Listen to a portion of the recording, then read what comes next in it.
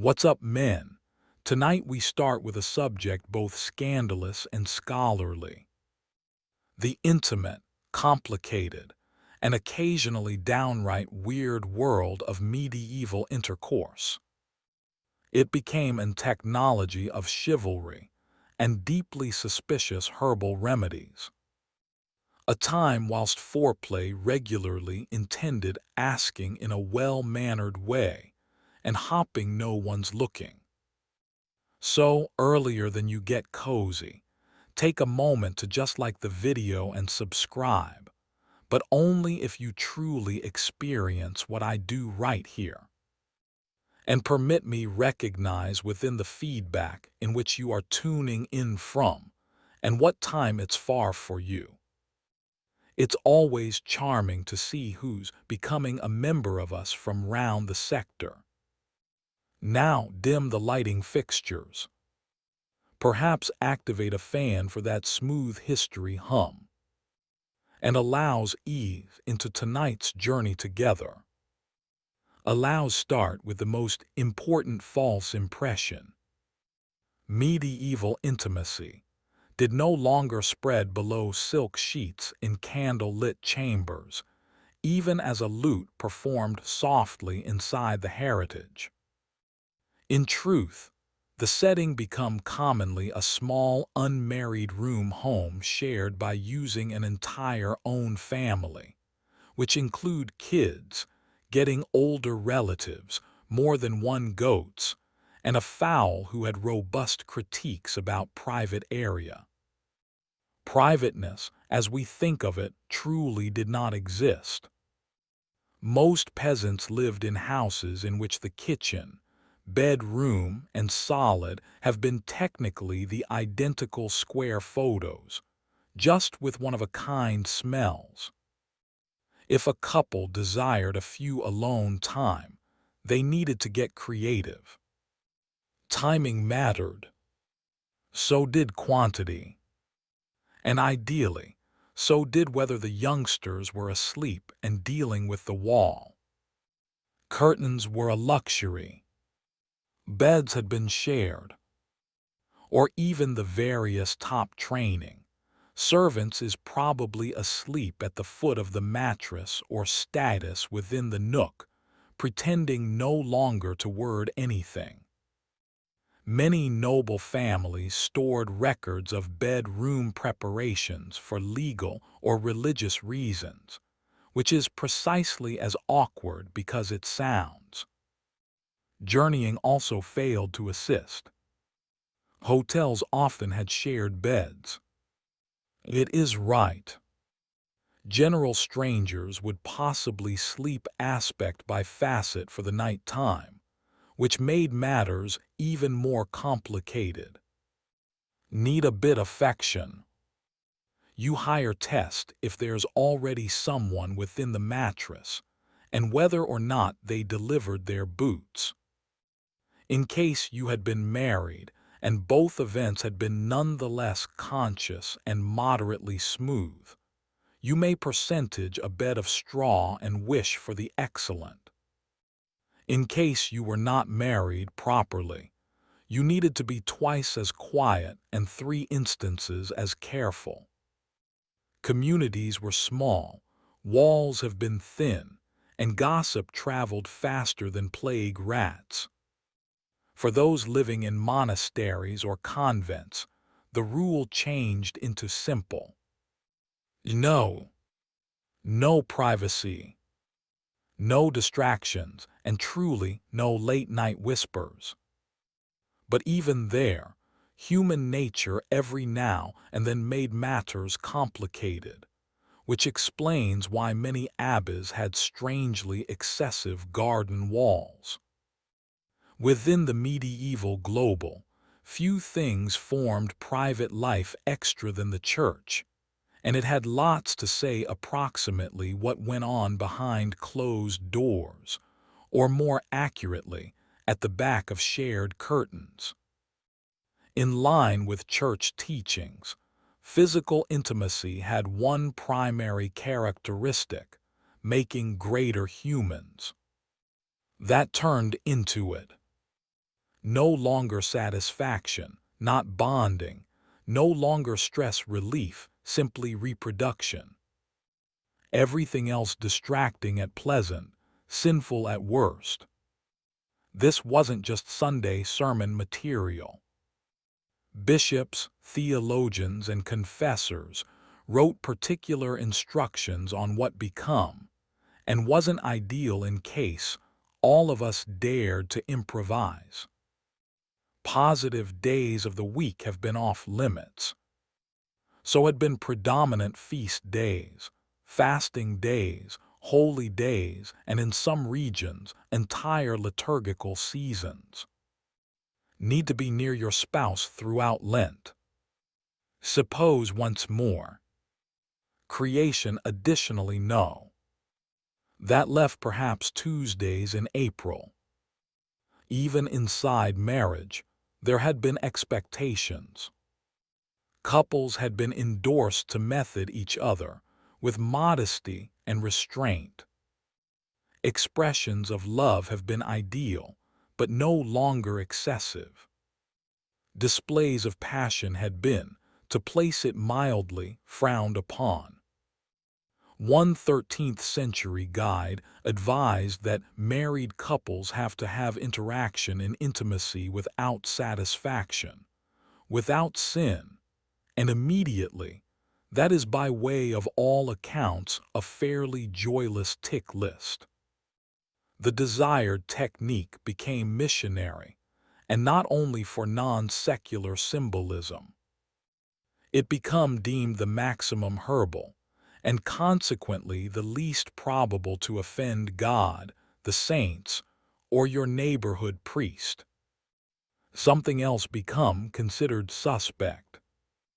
That consists of things like enthusiasm. Confession also got involved. Monks regularly requested pointed questions during confession to decide whether or not couples had damaged any ethical or ecclesiastical suggestions. Those were not indistinct spiritual inquiries. They have been very precise. Every now and then uncomfortably so. Allows just say the average 14th century friar knew a long way more approximately his parishioners' bedrooms than their birthdays. Nevertheless, enforcement changed into uneven. A few regions were stricter than others. Some monks neglected these regulations entirely, and lots of lay human beings, in particular peasants, simply smiled, nodded, and did what they were going to do besides quietly. In case you think current couples have trouble syncing their schedules, spare a notion for medieval folks. Planning a romantic night time within the Center Ages required a calendar, a clergyman's blessing, and the luck of St. Valentine himself, who sarcastically became never married. The church had opinions, and by way of critiques, we mean strict prohibitions on whilst intimacy was allowed. Sundays in reality no longer. That was the Lord's Day. Fridays still no day of penance. Wednesdays suspicious. Upload in Lent 40 days. Advent some other 40. Various saints' dinner party days, holy days, speedy days, and even positive moon phases. And you may locate the calendar turned into less of a schedule and more of a divine impediment path. The idea become to preserve the soul centered on heaven, even when the body had different thoughts. There were even lists, actual lists of forbidden days. Some confession manuals outlined almost half the as off-limits. And if you have been feeling especially affectionate all through one of these forbidden days, well, enjoy your non-secular guilt and an extra ride to confession. One 13th century bishop scolded a married couple for his or her immoderate affection, which translated to extra than as soon as a month. He advocated they direct their passion closer to prayer. The couple turned into reportedly not thrilled. Certainly, the higher lessons were more exposed to these restrictions. They'd chaplain, confessors, and religious advisors' respiration down their necks. Peasants, in the meantime, had a more flexible approach. Their lives revolved around livestock, weather, and now not freezing to death, which left less time for worrying approximately whether or not Tuesday changed into the ceremonial dinner of St. None. To make matters worse, some believed that intimacy at some point of the wrong time could bring about sickly children, divine punishment, or worst of all, a recognition. If your associates stuck wind that you were celebrating a touch too enthusiastically throughout Lent, it can result in shame, gossip, or a strongly worded sermon added with maximum eye touch. Romance in medieval Europe changed into less about falling in love and greater, approximately falling right into a legally binding settlement. In case you had been hopping for candle-lit dinners, poetry, and whispered confessions, you'd be higher off analyzing a troubadour ballad. Real lifestyle's courtship for most of the people worried cattle, land rights, and two households agreeing now not to begin a feud. Marriage was frequently an enterprise deal. Daughters had been exchanged to cement alliances, accumulate property, or at ease peace among neighbors who had previously disagreed over whose pig ate whose cabbage. A bride would possibly come with a dowry of coin, linens, or a small patch of farmland. In Go Back, the groom's own family would possibly promise no longer to be entirely unbearable. Courtship, whilst it passed off, was supervised, once in a while actually. Younger human beings not often caught it by myself. A maiden is probably watched over through her mother, a stern aunt, or if matters were given really serious, an entire village that become very invested in whether or not you held arms. A number of the aristocracy, arranged suits had been the norm. Kings and lords negotiated marriages like chess actions, and affection was something you advanced later, or not at all.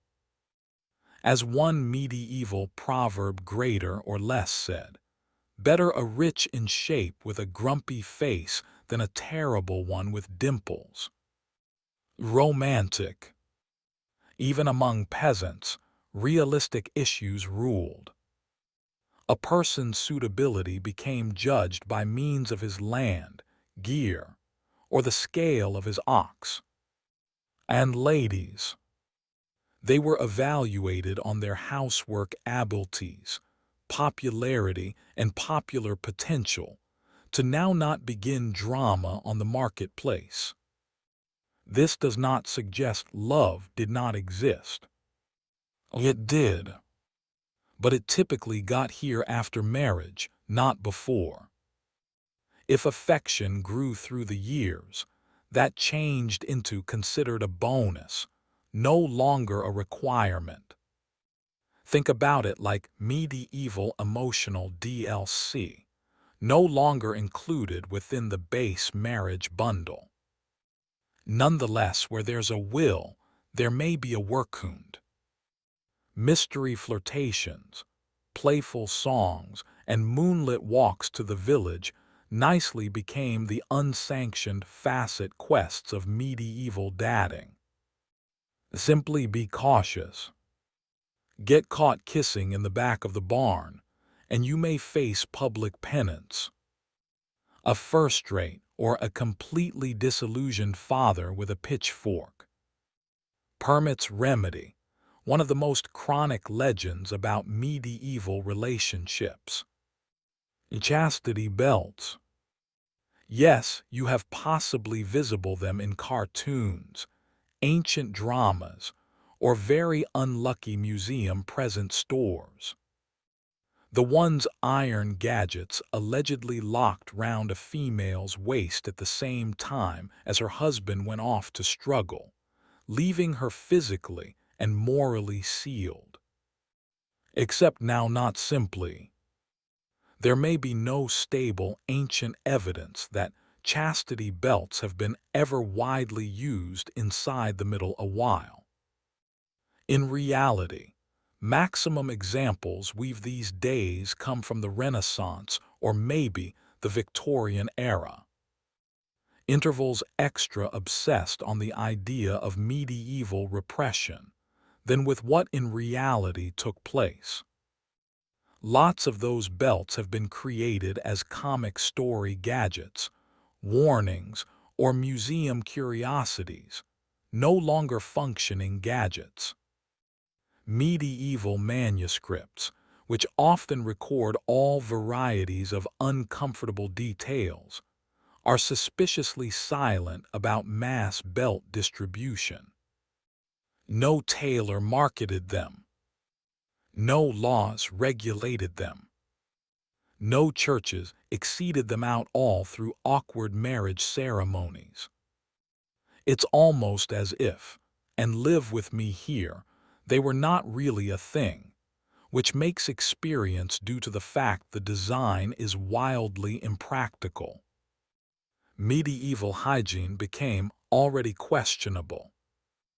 Now, believe adding a rusty metallic contraption with no user manual and a padlock that likely required a blacksmith. It would have brought on greater infections than it avoided indiscretions. So where did the myth come from? Probably from a combination of later moral panic and satire. Renaissance moralists and Victorian creditors loved the photo of a repressed, over-controlled medieval lady. It matched their narrative, and not anything says virtue like a literal keyhole for your underpants. In truth, constancy turned into enforced via extra-conventional and greater powerful manner. Disgrace, surveillance, religion, and strategic matchmaking. Noble ladies were often chaperoned within an inch of their lives. Peasant ladies had entire villages looking them like unpaid personal investigators, and any whiff of scandal could result in ruined reputations, lost dowies, or awkward confessions regarding terms like at the edge of the barley discipline. In a shocking twist that would surprise a lot of their cutting-edge descendants, medieval cities did not just tolerate brothel. In many instances, they regulated them. That is right. In numerous components of medieval Europe, specifically urban facilities, brothel operated as criminal groups. Town councils certified them, charged taxes, and even specific unique red light districts long earlier than the light bulb became invented. Some cities went as a ways as employing officers to manipulate them. Those fortunate souls have been known as brothel keepers or extra colorfully keepers of public women, which appears like a very disturbing line on a resume. The purpose behind this association turned into pragmatic if a touch cynical. Officials believed that permitting a managed outlet for men's goals would lessen the chances of extra sins like adultery, assault, or, heaven forbid, dancing. Regulated brothel have been seen as a necessary evil to hold society orderly, similar to sight visitors' signs and symptoms or the existence of turnips. The Church of Direction wasn't pleased. Officially, it condemned the entire exercise, however unofficially. Many clergy became a blind eye. Some even amassed rent from the very equal establishments. If that sounds like hypocrisy, congratulations. You have grasped the essence of medieval theology and exercise. Operating in a brothel became no fairy tale. However, it wasn't necessarily a lifestyle of constant misery either. A few girls selected the profession for economic reasons, especially widows or the ones without family help. Others were coerced or trafficked, mainly in port towns, where sailors brought in coin and complications in identical degree. There have been even handbooks, yes, actual handbooks, for how these houses need to be controlled. Clean sheets, primary health inspections, and set hours had been all part of the regulation method. Purchasers came from all social classes: knights, apprentices, traders, even monks, regardless of vows that strongly counseled in any other case. Entry fees numerous, offerings were catalogued, and in a few instances, clients paid in eggs, wool, or something awkward barter they'd available. Medieval tinder it become not. Let's set the scene. Candle mild flickering, a gentle breeze through the thatched roof. The one that you love whispers, "Candy nothings," and then removes their wool tunic to reveal a effective medieval musk. Because when it got here to private hygiene, medieval Europe had priorities. Staying easy turned into on the list, just somewhere after surviving the plague, fixing the roof, and catching the pig that were given into the pantry once more.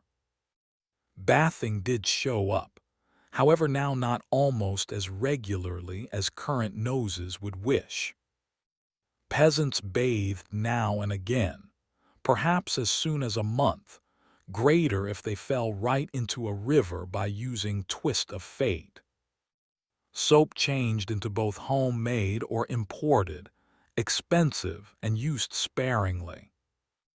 And while public baths existed in cities and cities, they were once in a while banned during outbreaks of disorder or scandal or each.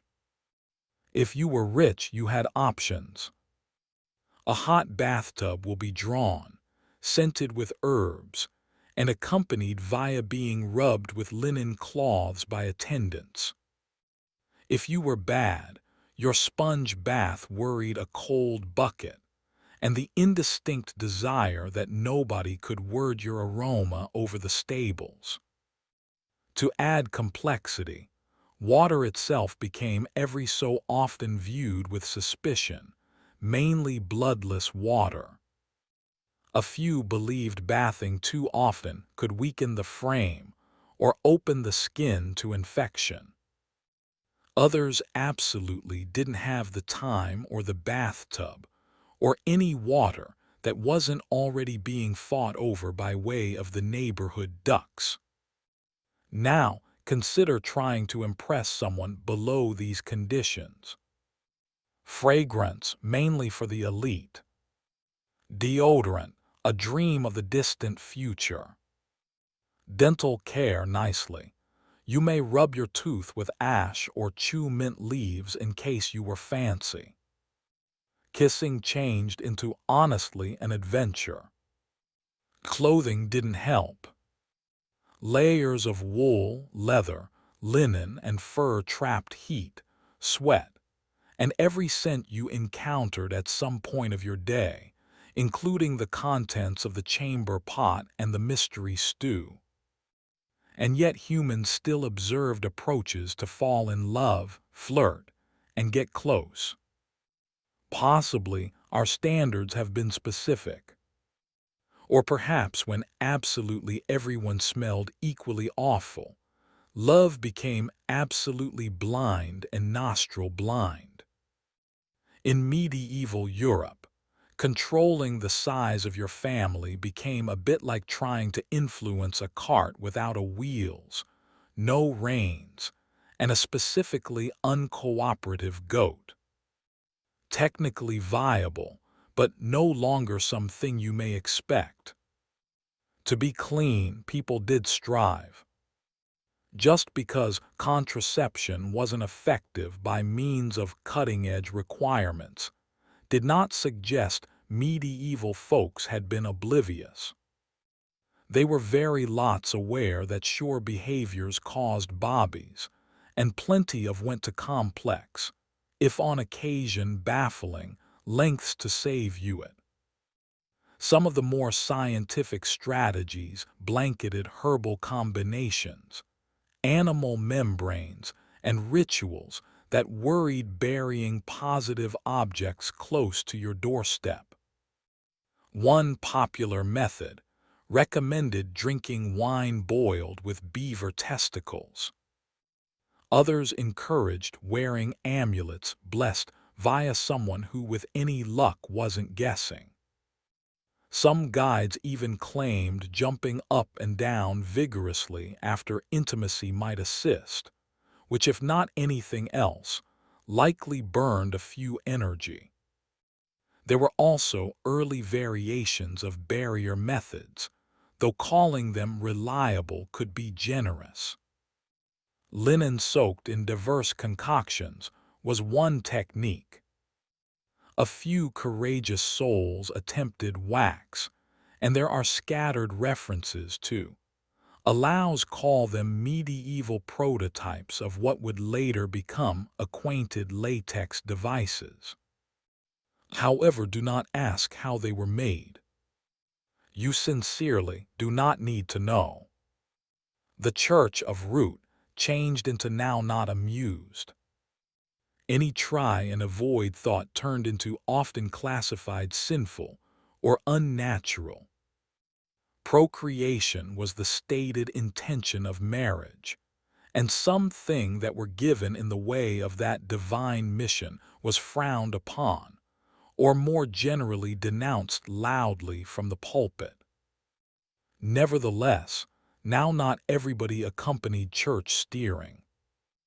Amongst married couples, especially those struggling with poverty, the choice to space out pregnancies or keep away from some other mouth to feed was very real. And among unmarried couples, allows just say the inducement changed into even more potent.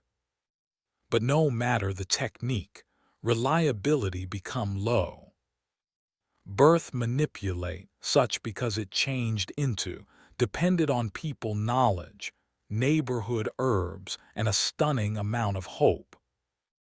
And when it failed, which it frequently did, well, it's in which hasty marriages, hidden pregnancies, and plenty of awkward conversations came in. No matter what church authorities preferred to foe, now not each medieval couple waited till the wedding bells rang before getting cozy. In truth, the exercise of trying out the goods earlier than marriage become, properly, commonplace sufficient to require a variety of office work, called fornication in church data, and getting ahead of yourself in everyday village gossip. Intimacy earlier than marriage wasn't exactly uncommon, however it turned into honestly monitored. In cities and parishes across Europe, Local officials saved moral rolls, which were much less like diaries and more like ledgers of disgrace. If a pair became stuck or even suspected of leaping the marital timeline, they can be hauled earlier than the neighborhood court and fined. Now and again, the exceptional went to the church, sometimes to the town, and occasionally to a person who claimed to have witnessed the event. Medieval snitching became alive and properly. Fines numerous relying on whether it changed into a first offense, whether or not a pregnancy resulted, or whether or not the couple finally got married. In a few cases, getting married after the truth erased the first rate. Form of like retroactive permission. In others, the quality was still implemented, however at a discounted rate. Early foul penalties, if you will. And permits now not overlook the social consequences. In tight-knit communities, all and sundry knew every person else's commercial enterprise. So even if your local priest became feeling merciful, your friends were not. Gossip ought to spread faster than a poorly stored meat pie in July. Curiously, lots of these conditions ended in something known as hand fasting, a form of casual engagement wherein the couple considered themselves betrothed, and in some areas that turned into legally sufficient to begin cohabiting. The church later tried to tighten that loophole, but in the period in between, a number of medieval infants had been technically early arrivals. Amongst peasants, this become all treated with a chunk greater practicality. If a pair changed into actually severe, and a pregnancy had happened, marriage typically followed.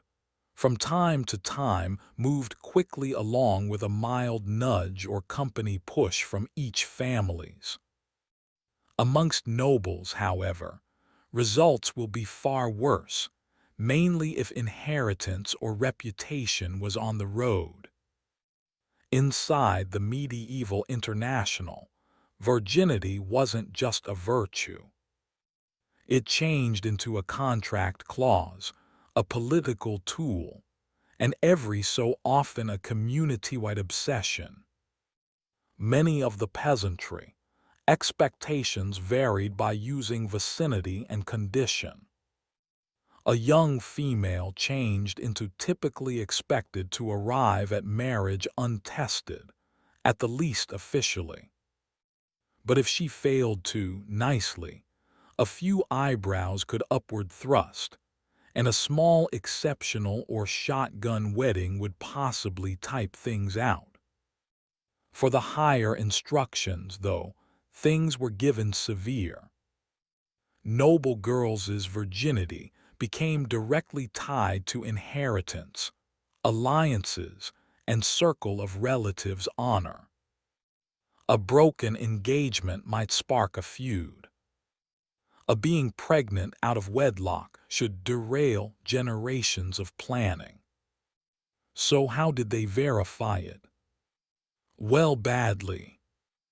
Every now and then it got here all the way down to vague testimony and person references. She seemed virtuous, or she averted the strong boy on the whole. Different instances, more invasive techniques were used, like midwives or matrons examining for the notorious Haman, which science has on the grounds that confirmed isn't always in truth a medieval chastity barometer. However, that did not forestall anybody. There have been additionally attempts to prove virginity after the marriage, consisting of displaying a blood-stained sheet, like a totally awkward medieval Yelp assessment. This culture, while not normal, become predicted in positive regions, and if the sheet stayed easy, cue proceedings, annulments, and circle of relatives drama on a scale rivaling a royal soap opera. Men of direction have been below no such scrutiny. Male virginity turned into taken into consideration and non-compulsory bonus. A destiny husbands enjoy stage changed into rarely questioned. At most, he is probably encouraged to avoid tavern maids or loose employer, but no person turned into checking his laundry the following morning. Virginity become additionally related to spiritual symbolism. Maidens have been frequently praised as natural vessels, which is stunning in theory and fantastically uncomfortable in practice. Younger ladies have been raised with saintly ideals, frequently featuring scary martyrdom testimonies.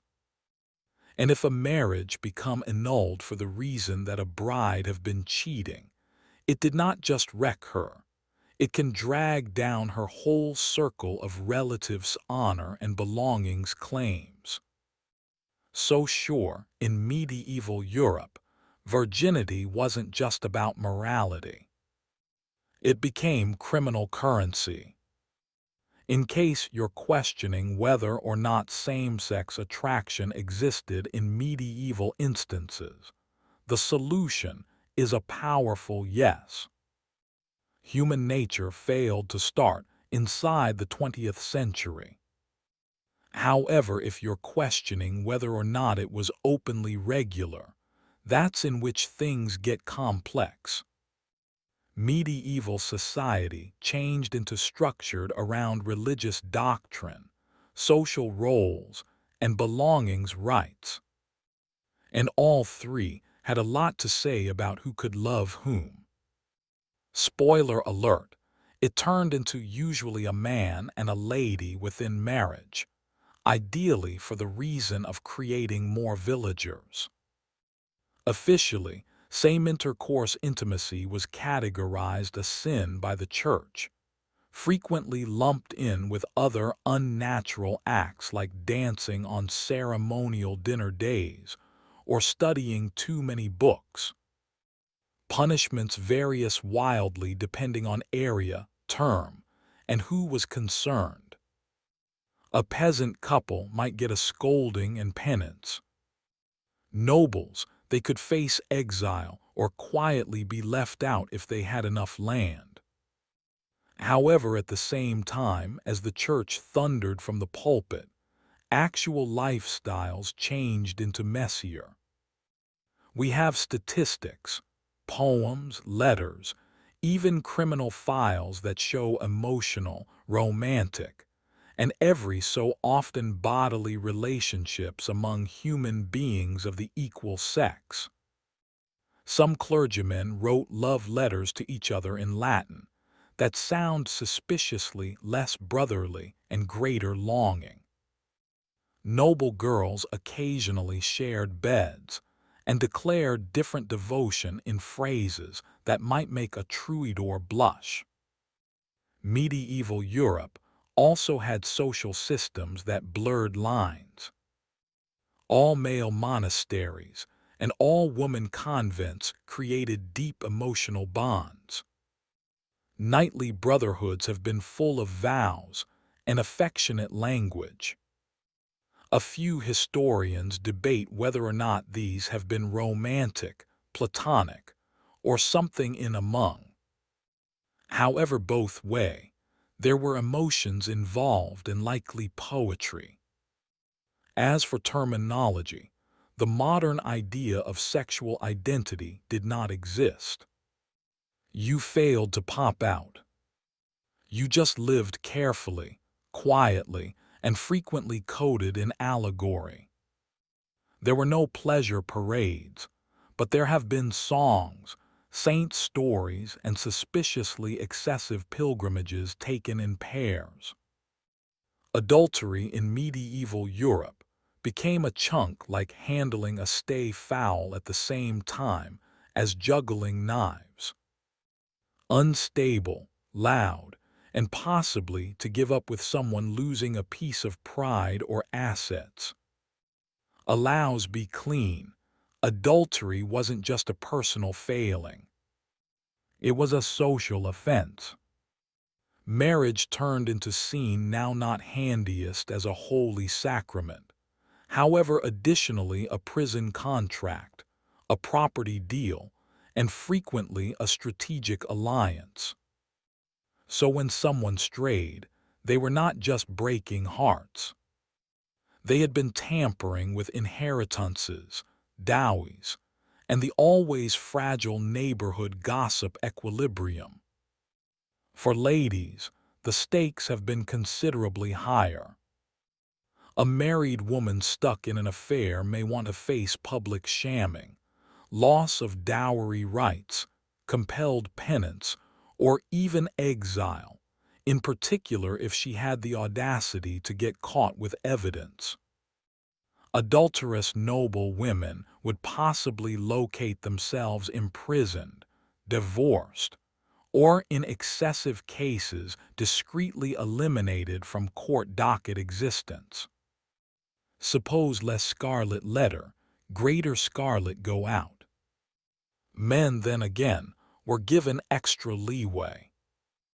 A married guy having an affair with an unmarried woman might be seen as morally suspect, however no longer legally punished, until the woman's own family had powerful buddies or the church changed into feeling surprisingly righteous that week. That said, not all adulterers got off easy. Some towns imposed steep fines or required public confession. A few felony facts encompass innovative punishments, including parading through the village in nothing however a shift, or having to pay for a brand new church bell, due to the fact nothing says divine justice like bronze acoustics. The real threat, however, wasn't usually the regulation. It was the husband. Honor killings were not unheard of, specifically amongst nobles. If a cuckold guy located his spouse's affair, medieval custom every now and then allowed him to take suitable movement. The definition of appropriate, of root, depended heavily on his status and how many swords he owned. For the rich, matters ought to spiral into full-blown scandals, jewels, annulments, or decadal long circle of relatives' feuds. For peasants, the consequences had been typically monetary. A pleasant here, a goat forfeited there, and an everlasting area in village gossip. In medieval Europe, the concept of consent existed, but now not within the manner we recognize it these days. It wasn't approximately mutual respect or enthusiastic yeses. As an alternative, it changed into tangled in regulation codes, dowies, church doctrine, and the occasional shrug from society. Let's begin with the basics. Medieval canon regulation did apprehend the concept of consent in marriage. In reality, a marriage was considered valid if both events verbally consented, even without a clergyman gift. This is right. Two people pronouncing "I'm able to" in a subject somewhere could technically be married. Romantic, likely legally difficult. Actually. However, here's the rub. Simply due to the fact consent became mentioned in theory, would not imply it changed into respected in practice, particularly for ladies. For noble daughters, Consent frequently got here after arrangements were made. Household negotiated marriages like peace treaties. The younger female's opinion might be in a well-mannered way asked or strongly implied. However, ultimately, the dowry talked louder than she did. For peasant women, alternatives were broader but nonetheless compelled. Pronouncing no to a fit may want to imply financial smash or social backlash. Announcing no to the local Reeve's son riskier, nonetheless. Inside marriage, consent became even murkier. Husbands had criminal rights to their other halves our bodies, and denying them may be grounds for criticism or annulment. Some church thinkers argued that spouses owed every different the marital debt, which sounds like a joint bank account, however became in reality far less voluntary. Still, the photograph wasn't all grim. Medieval courts did prosecute instances of coercion and assault, in particular whilst witnesses have been available or the accused did not have powerful friends. In city centers like London or Paris, courtroom records display men and women bringing forward complaints, on occasion winning justice, or at the least creating a public stink.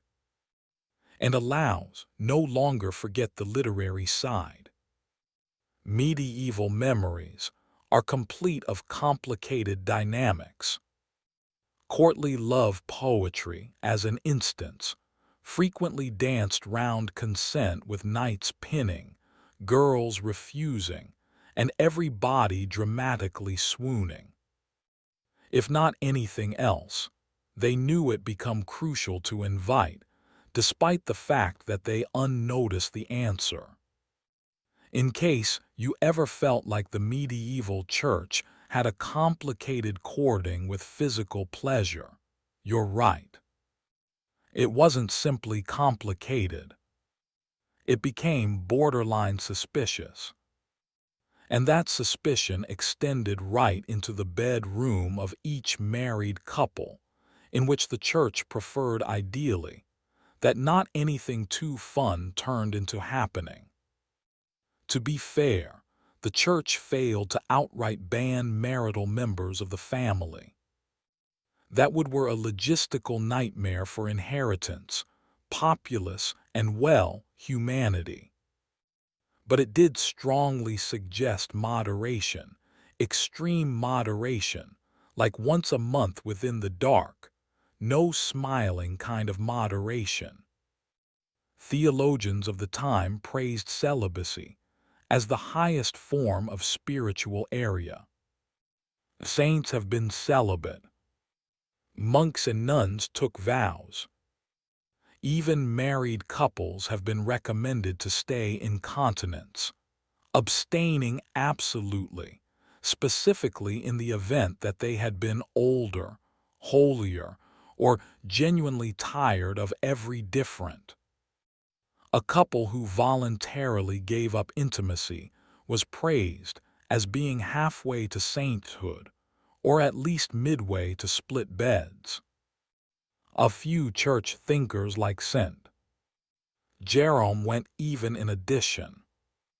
He argued that even within marriage, preference became a weakness. Marital family members were appropriate best for procreation, now not for fun, now not for bonding, and definitely no longer because a person appeared particularly fetching of their woolen nightshirt.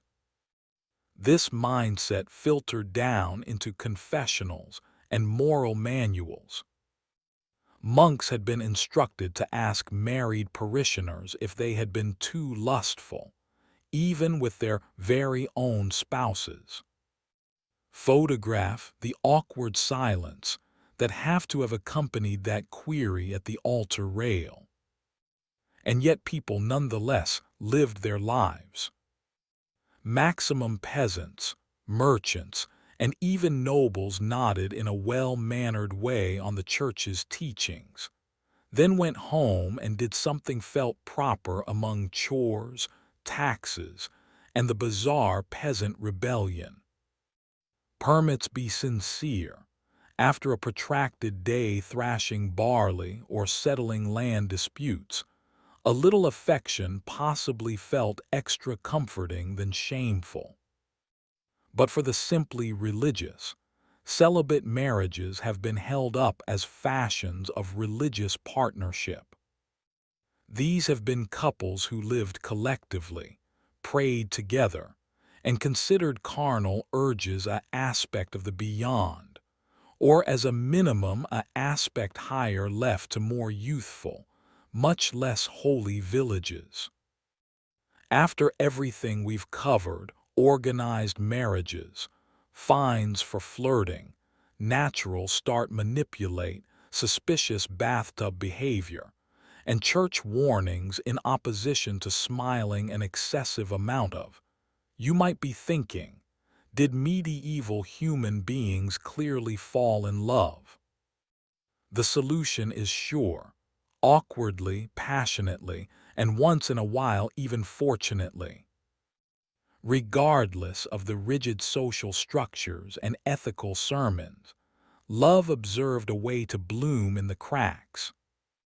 Peasant couples courted in fields and marketplaces, buying and selling favors, plant life, and whispered gossip over turnips.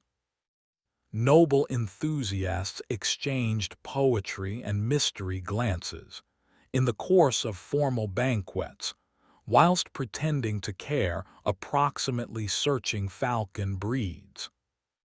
Priests and nuns wrote letters full of emotion that modern-day readers nevertheless debate. Become it spiritual longing or something extra? Literature from the period is bursting with romance. Troubadours sang of distant girls who inspired knights to head off and get very dramatically injured. Tales of courtly love glorified longing from afar, in particular in case you have been pinning for someone married in your boss.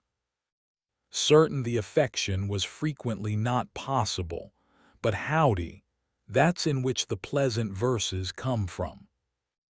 In some instances, couples honestly married for love. Information live on of peasants who eloped or refused fits, arranged via their parents. Even nobles sometimes rebelled, tons to the horror in their family accountants. The church, curiously enough, certainly required verbal consent from each bride and groom, even though that consent became delivered through gritted enamel, even as maintaining a goose as dowie collateral. And as soon as married, many couples built robust partnerships. They worked aspect with the aid of side, raised youngsters, persisted plagues, and navigated taxes, which is basically the medieval version of a romantic getaway. Letters among spouses, particularly for the duration of instances of separation, display real affection, real longing, actual commitment. Even widows and widowers now and again remarried for companionship rather than political gain, deciding on a person they like to spend their closing years with. Because even after the entirety, the guidelines, the threat, the ritual, humans nonetheless wanted to experience loved, ideally before curfew, and optimistically now not at some point of Lent. All of it started out with a disaster. Zeno of Citium, a rich merchant from the island of Cyprus, had it all. Ships loaded with valuable dyes, trade routes mapped across the Mediterranean, and the form of fortune that made a person experience invincible. However, fate, as historic philosophers love to remind us, would not care what number of ships you very own. Somewhere close to Athens, Zeno's fleet became caught in a violent storm. The sea didn't simply swallow his cargo. It swallowed his identity. One moment he became a merchant, the next a person with nothing. While he in the end reached the Athenian shore, he turned into broke, soaked, and sarcastically at the verge of something a long way extra enduring than exchange wealth. With nowhere to head and nothing left to lose, Zeno wandered right into a small bookstall inside the Athenian agora. It was here that he picked up a worn copy of Xenophon's Memorabilia, a text that preserved the understanding of Socrates. Intrigued via the quiet electricity of the thoughts within, Zeno asked the e-book seller where he may want to discover a man like Socrates. The e-book dealer certainly pointed to a stooped, cranky philosopher named Crates on foot with the aid of. And so Zeno started analyzing Underrates the Cynic, a person regarded for rejecting wealth and possessions with almost theatrical willpower. He as soon as threw his cash into the sea simply to prove a point. Before everything, Zeno struggled with this extreme lifestyle. He wasn't geared up to live in poverty for philosophy's sake. However, Crates planted a seed in his thoughts, one that grew into a new way of wondering. Zeno failed to live a pupil all the time. Over the years, he pieced collectively his personal worldview, borrowing Socratic ethics, cynic field, and the logical rigor of advanced thinkers like Heraclitus. Ultimately, he started out coaching within the painted colonnade of Athens, the Stoa Puquil, a public porch decorated with work of art. It's wherein Stoicism got its name. No longer from an ivory tower or secret academy, but from a painted porch open to all. It is a fitting origin. A philosophy born now not from luxury, however from wreck. Not in a palace, but in a second of humility. Stoicism from its first breath became designed to assist people navigate the wreckage, now not avoid it. And Zeno was its first survivor. After the shipwreck and the scrolls, after the quiet conversations with cynics and the lengthy walks under the Athenian sun, Zeno didn't simply begin coaching. He started out redefining what it's supposed to live properly. On the heart of his philosophy turned into one powerful concept: emblems. To the Stoics, logos wasn't just purpose. It became the divine, rational shape of the universe. The cosmic blueprint. The whole thing, they believed, took place for a reason. Whether or now, not humans ought to apprehend it.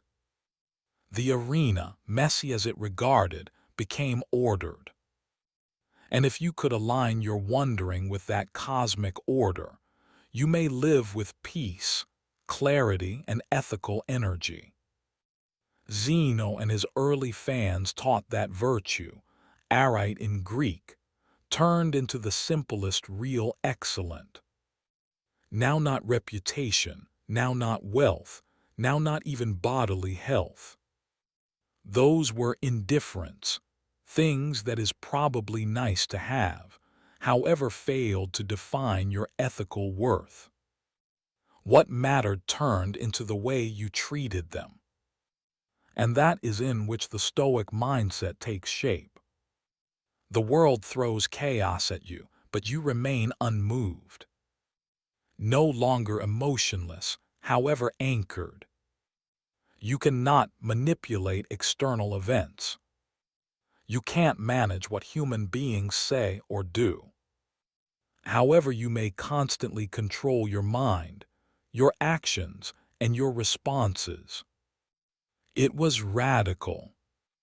Most of the people returned then, and allows be sincere. Most of the people nowadays chase consolation, admiration, cash, or manipulate.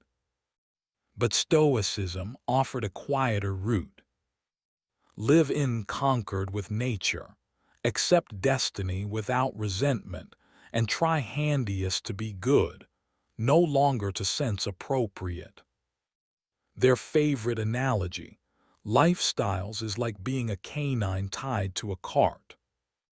You can either run with it or be dragged at the back of.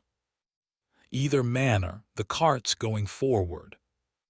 Your desire is how you move with it. Zeno wasn't alone for lengthy. His students started accumulating inside the Stoa, discussing a way to master themselves as opposed to the world. Over the years, this porch communicate changed into one of the most quietly resilient philosophies in records, and one that could outlast empires. However, philosophy would not stay in principle. It lives in exercise. And in the subsequent technology, a brand new Stoic might take the reins. One who fought battles not with good judgment alone, but with area and metal. His name Cleanthes, a former boxer who delivered muscle to the mind. Cleanthes wasn't your typical logician. Earlier than he ever scribbled an unmarried scroll or stood underneath the painted porch, he turned into a boxer. Now, not metaphorically, a literal pugilist earning his bread through sheer bodily electricity and relentless endurance. However, while he determined Zeno's teachings, he discovered a unique sort of power. The type that did not bruise but braced the soul. He labored by way of night wearing water for a gardener, and studied philosophy by means of day. His arms have been calloused, his muscle tissues worn, but his thoughts unshakable. Cleanthes embodied the Stoic notion that distinctive feature comes not from privilege, however from perseverance. He failed to talk of theories he hadn't examined. If Zeno taught that one need to take delivery of worry with grace, Cleanthes lived it every dawn. His most famous paintings, the Hymn to Zeus, is a poetic tribute to Logos, the divine rationality that governs all things. But do not let the identify fool you. This wasn't religious flattery. It was a peaceful assertion of cosmic order. The whole thing, Cleanthes wrote, is woven into a grand plan, even the painful components. His Stoicism became like a glacier, silent, gigantic, and impossible to transport. He additionally added a more emotional texture to Stoicism. While Zeno emphasized common sense and detachment, Cleanthes counseled that proper emotions like awe at nature or love for expertise may want to have an area in the event that they aligned with reason. He wasn't arguing for indulgence, only for stability. In any case, what properly is a philosophy that turns you into a robot? Cleanthes wasn't flashy, and he did not accumulate crowds with clever phrase play. In truth, a few mocked him for being gradual of speech. However, what he lacked in eloquence, he made up for in balance. And in Stoicism, steadiness was everything. He subsequently succeeded Zeno as head of the Stoic faculty, not because he was charismatic, but because he lived the philosophy greater fully than everyone else. His lifestyles turned into a form of on-foot evidence, a quiet testimony that one may want to bear difficulty without bitterness, question destiny without rage, and continue to be grounded without giving up on greatness. Through Cleanth, Stoicism won muscle. Not the kind that wins applause, however the type that holds your spine instantly whilst the world goes sideways. And then got here a person who sharpened Stoicism like a blade. Chrysippus, the logician who grew to become this porch-born philosophy into a towering system of concept.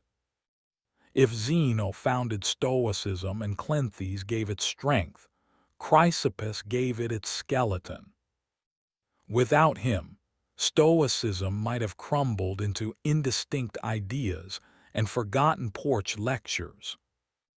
Instead, it became one of the maximum rigorous philosophical structures inside the ancient global, thanks to a man who reportedly wrote over 700 books. Maximum of them now misplaced, but their impact undeniable. Chrysippus became relentless. He failed to simply inherit the college from Cleanths, he rebuilt it. Where Zeno have been reserved and Cleanth poetic, Chrysippus turned into surgical. His forte, logic. In a time whilst most philosophers leaned on rhetoric or emotional appeal, Chrysippus built a system of reasoning that would rival Aristotle's. He became enthusiastic about clarity. He believed that if Stoicism changed into to continue to exist, it could not depend on aura or tradition. It needed to make feel, ironclad, no loopholes, no fluff.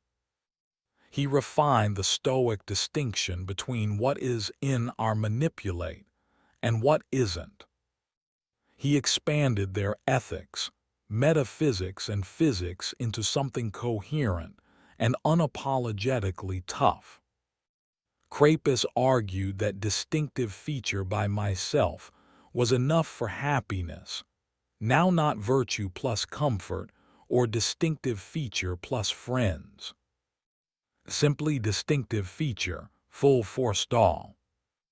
One among his maximum well-known contributions become the lecton, an idea describing the that means at the back of words.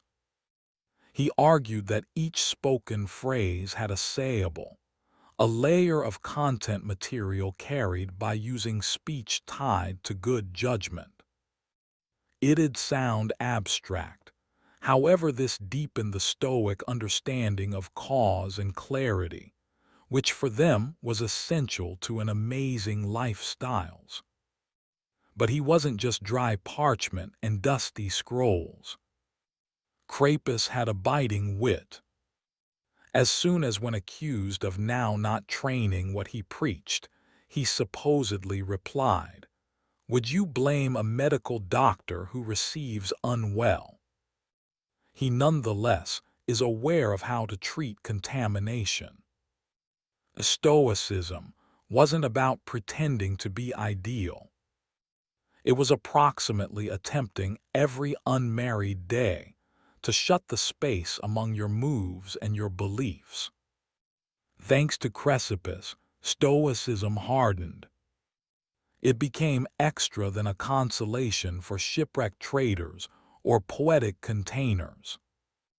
It have become a subject, something you studied, practiced, and used to cut via confusion and chaos. And that field might quickly locate its manner out of Greece into the heart of Rome, wherein emperors and slaves alike would grapple with its energy. By the time Stoicism drifted into Rome, the philosophy had already weathered centuries of refinement.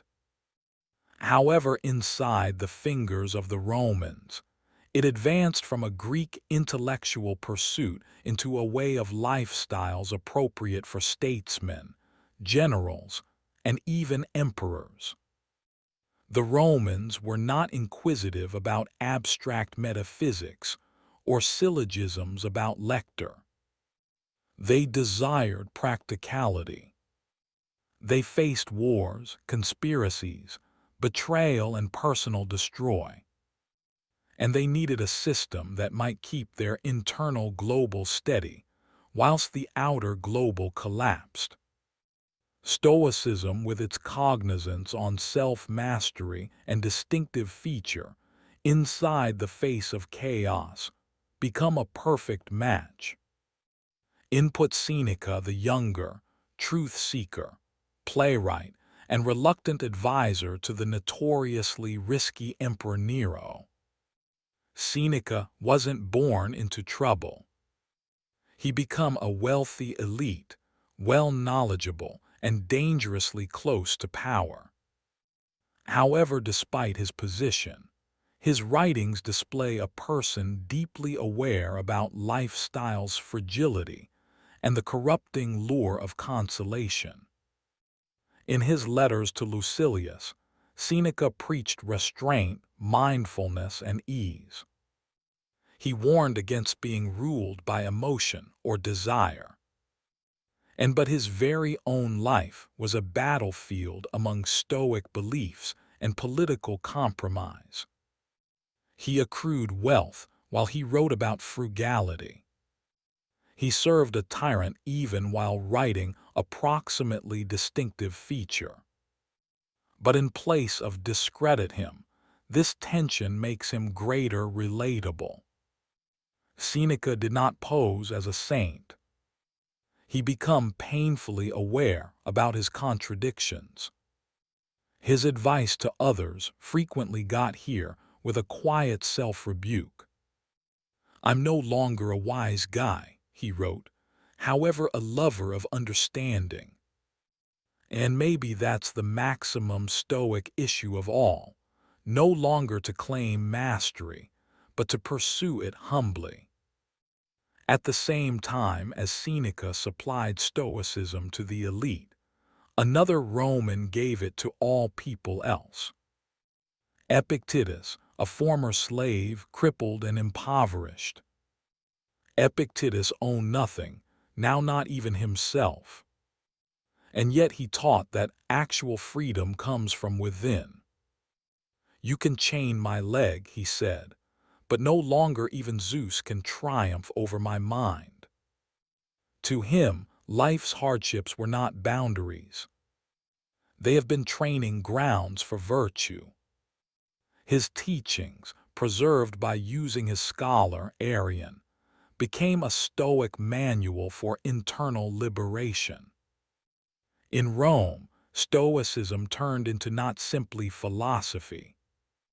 It turned into armor, intellectual armor. And soon that armor might be worn via the man who ruled the recognized global, Marcus Aurelius, emperor, warrior, and the most not going of all, a truth-seeker king. It is one element to study philosophy in peace. It's any other to write down it on the front strains of battle, whilst ruling an empire crumbling at its edges. Marcus Aurelius, topped emperor of Rome in 161 CE, became a man born into unattainable privilege. And yet his reign became anything however secure. Plague swept throughout the empire. Germanic tribes pushed at the borders. His co-emperor Lucius Verus died early. His generals betrayed him. And worst of all, his own son, Commodus, could grow into the tyrant he was hoping never to elevate. Amid all this, Marcus did not write speeches or propaganda. He wrote to himself. Quiet private reflections later compiled into the Meditations. In no way meant for book, those pages provide a window into a Stoic thoughts below siege. They examine now not like declarations from a throne, but like whispered reminders from a worn-out guy seeking to live upright. Start each day by means of telling yourself, he wrote, today I shall meet with interference, ingratitude, insolence, disloyalty, unwell will, and selfishness.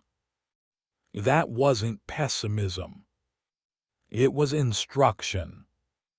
Marcus believed that by waiting for difficulty, he should face it without being thrown off path. To him, humans' movements were no longer insults. They were reflections in their lack of expertise. And his duty wasn't to control others, however to govern himself. He regularly reminded himself, you may die day after today, you can die today. So act now not with tension but with reason. That wasn't depression. That was readability. Despite commanding legions and coping with a big empire, Marcus became obsessed on internal existence. He believed you could be surrounded by way of chaos and still remain untouched in case your mind stayed anchored in motive and virtue. He not often indulged in cruelty. He rejected opulence. And even as he couldn't always stay up to Stoic beliefs, who may want to, he backed to them like a compass in a hurricane. Marcus Aurelius failed to invent Stoicism. However, in many ways, he lived it more visibly than absolutely everyone before him. He proved that Stoicism wasn't only for philosophers in togas or aesthetic monks. It changed into for each person, even the most effective guy on this planet, who desired to carry peace into the battlefield of existence.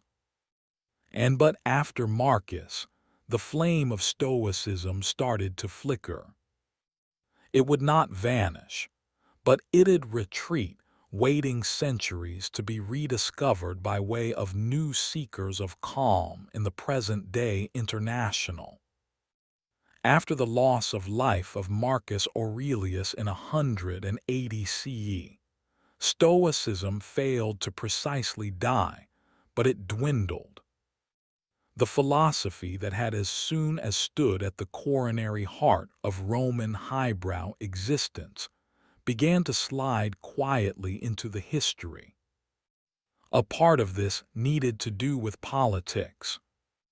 Marcus's son, Commodus, inherited the empire and regarded determined to undo every Stoic virtue his father lived with the aid of. At the same time as Marcus embodied restraint and understanding, Commodus embodied indulgence and conceitedness. The Roman court docket have become a theater of excess, and philosophy had no role within the spectacle. In the meantime, a new force changed into rising Christianity.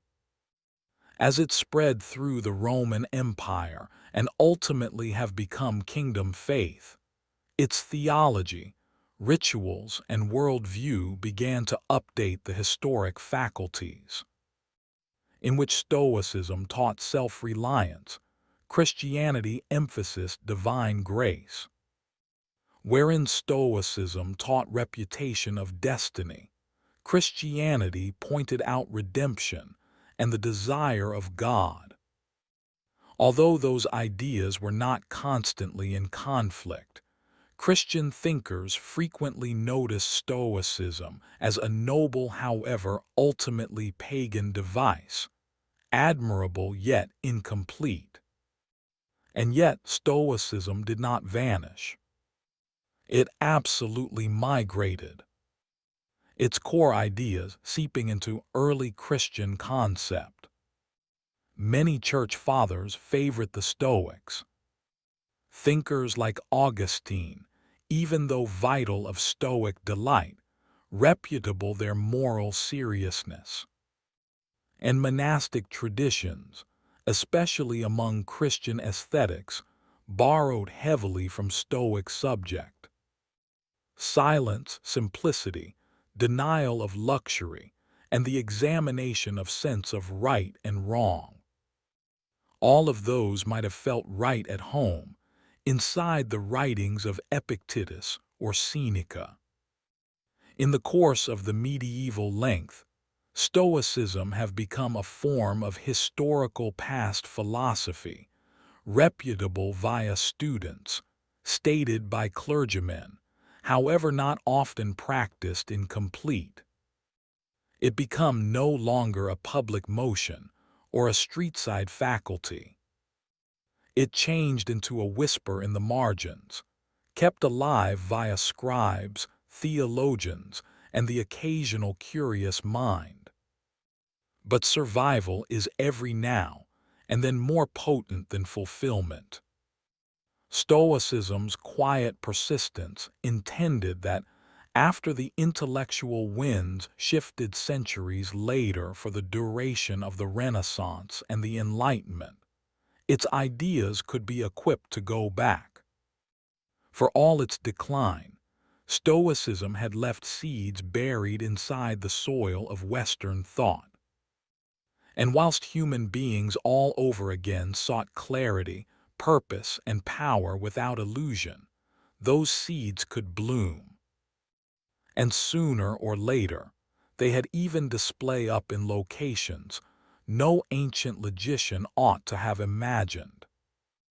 In self-assist books, management seminars, and yes, to your preferred podcast.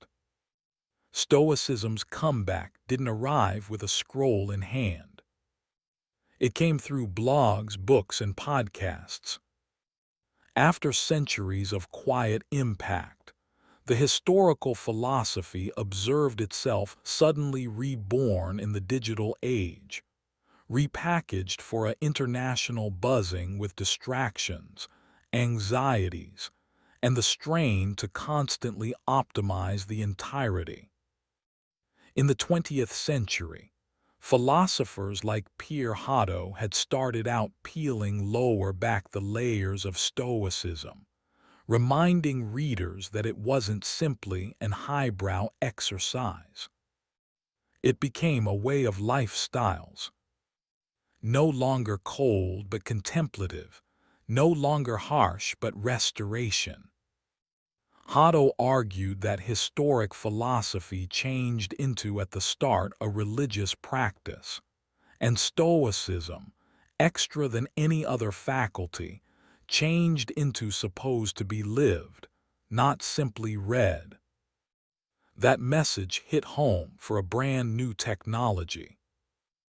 In the early 2000s, authors like Ryan Holiday helped usher Stoicism into the mainstream with available books like The Obstacle, Is the Manner and Ego is the Enemy? Drawing on Marcus Aurelius, Seneca, and Epictetus, Vacation framed Stoicism as a practical toolkit for resilience. Something you can use whether or not you had been launching a startup, education, a sports activities crew, or just looking to survive a horrific Monday. Tech leaders and entrepreneurs soon latched on. Tim Ferriss, Naval Ravikant, and others started out bringing up Stoic texts like coaching manuals for high-performance reciting. The idea was easy. In a world that movements rapid, thinks shallow, and craves steady validation, Stoicism gives an antidote. Stillness, manage, and readability. Even intellectual health specialists took observe. Therapies like cognitive behavioral therapy, CBT, borrow heavily from Stoic concepts. Project your mind. Recognition on what you can control. Don't allow emotion dictate motion. Sound familiar?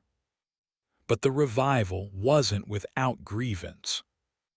Some said present-day Stoicism were stripped of its depth, become motivational wallpaper for productivity bros. And there may be reality to that. Not every inspirational quote on Instagram displays the rigor or humility of historical practice. Still, the reality remains Stoicism survived no longer as it become modern day, however because it works. When life goes sideways, whilst we lose a job, face a prognosis, or wake up unsure of our vicinity within the world, Stoicism reminds us, you cannot manipulate what occurs, however you can manipulate what you end up. That message has never been more well-timed. And so we arrive at the present, where ancient expertise quietly courses present-day minds. Nowadays, Stoicism exists in a paradox. It's far an ancient philosophy designed for internal peace, now living in an international passionate about noise. Scroll via social media, and you will see a quote from Marcus Aurelius sandwiched between cat movies and stock tips. Open a bestseller list, and there it's Miles again. The each-day Stoic, ready to be your morning mental vitamin. By some means, a 2,300-year vintage porch philosophy is trending. However, Stoicism isn't always popular because it's fashionable. It is popular because it addresses a very particular contemporary hunger. Intellectual readability in an international of confusion. Whilst the whole lot feels out of manage, the economic system, relationships, weather, algorithms, Stoicism offers a map inward. It teaches us to focus no longer at the chaos round us, however on the choices we nevertheless very own. The primary questions continue to be the identical. What is for your manage? What type of man or woman will you select to be regardless of circumstance? And in contrast to some philosophies that demand total withdrawal from the world, Stoicism invites us to participate. Visit paintings, enhance your youngsters, serve your network. However, do it from an area of calm, not craving motion, yes, however grounded movement. In that sense, Stoicism is a sort of insurrection. Not the loud, sinuating type, but a silent resistance against impulsiveness, distraction, and emotional chaos. It is the area to pause earlier than reacting. The courage to live kind in a cruel second. The humility to realize you are now not the middle of the universe, but you are liable for how you flow via it. More than ever, humans are returning to this easy readability. Athletes use it to manage strain. Veterans use it to system trauma. CEOs use it to lead without ego. Teens, beaten by way of the consistent flood of assessment and digital noise, turn to Epictetus for a lifeline. Of root, no philosophy is a magic cure. You'll still feel grief, nevertheless fail, nonetheless lose your temper. However, Stoicism offers you something uncommon. A framework to get again up, reflect, and re-enter. In the end, it's no longer about being perfect. It's about progress, quiet, consistent inner development. And in a global that rewards loudness, perhaps the maximum revolutionary act is to be nevertheless. To a contemporary traveler, an historical Roman bath might appear like a luxurious hotel. Marble flooring, vatted ceilings, statues of gods, and swimming pools steaming within the morning sun. However, to a Roman, it became just any other Tuesday. Bathing wasn't an occasional treat.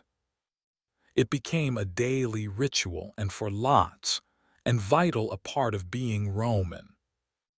By way of the height of the empire, there had been over 900 public baths in Rome alone, ranging from grand imperial complexes to modest community facilities. Absolutely everyone from senators to shoemakers made time to wash. Cleanliness became important, yes, but so was the rhythm of the revel in, the recurring, the verbal exchange, the warmth. The system changed into planned. You would enter through the apoditarium or changing room, wherein slaves may assist wealthier consumers undress. From there, you'll ease into the tepidarium, a heat room that opened your paws and started out the relaxation.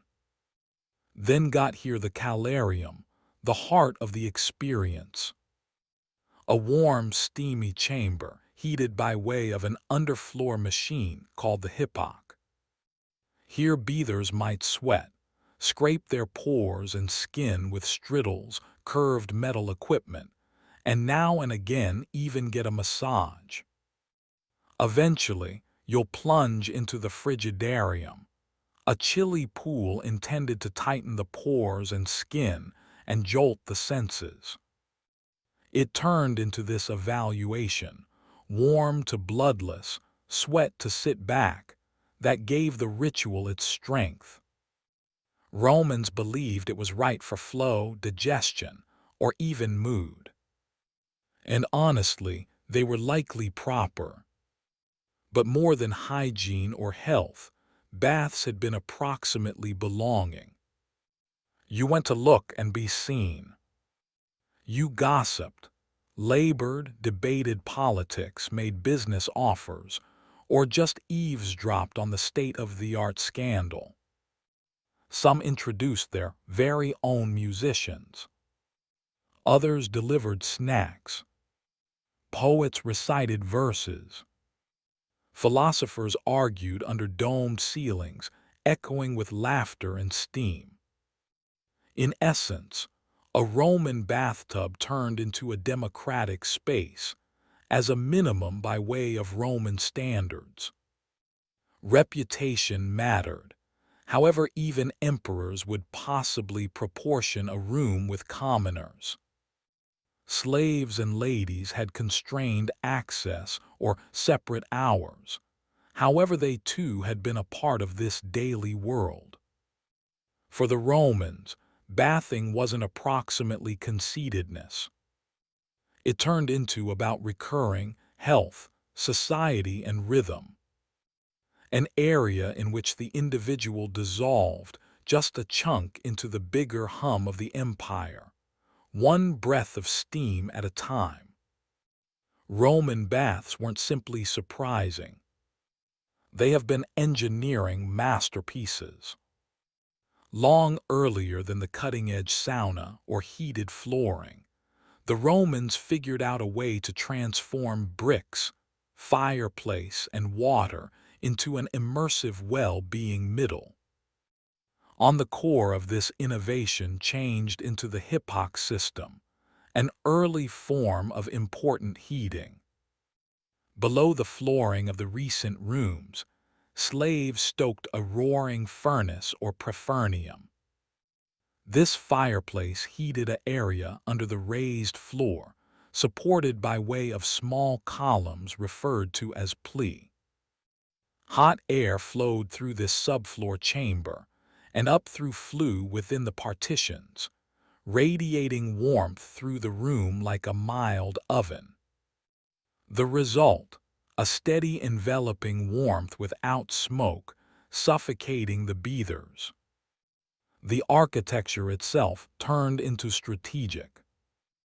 Vaulted ceilings trapped heat, domes diffused sound, and a complex arrangement of rooms regulated temperature drift from the cooler apothecarium to the temperate to the blazing calarium. Windows have been designed to harness sunlight, and water became continuously circulating, clean, flowing, and heated to exacting standards. And permits communicate approximately the aqueducts, the silent heroes of the empire. These elevated stone channels added extensive quantities of water into the towns, permitting even inland tub complexes to perform year-round. Some of the grandest baths, like those of Caracalla or Dionysian, consumed thousands and thousands of liters of water daily. Yet the machine was so nicely constructed that waste was minimal and drift became steady. The water wasn't simply used for soaking. Romans additionally had steam rooms, saunas, or even primitive flushing toilets nearby. Sewage turned into carried away through underground drainage structures. Once more, all gravity-powered. The baths weren't isolated marvels.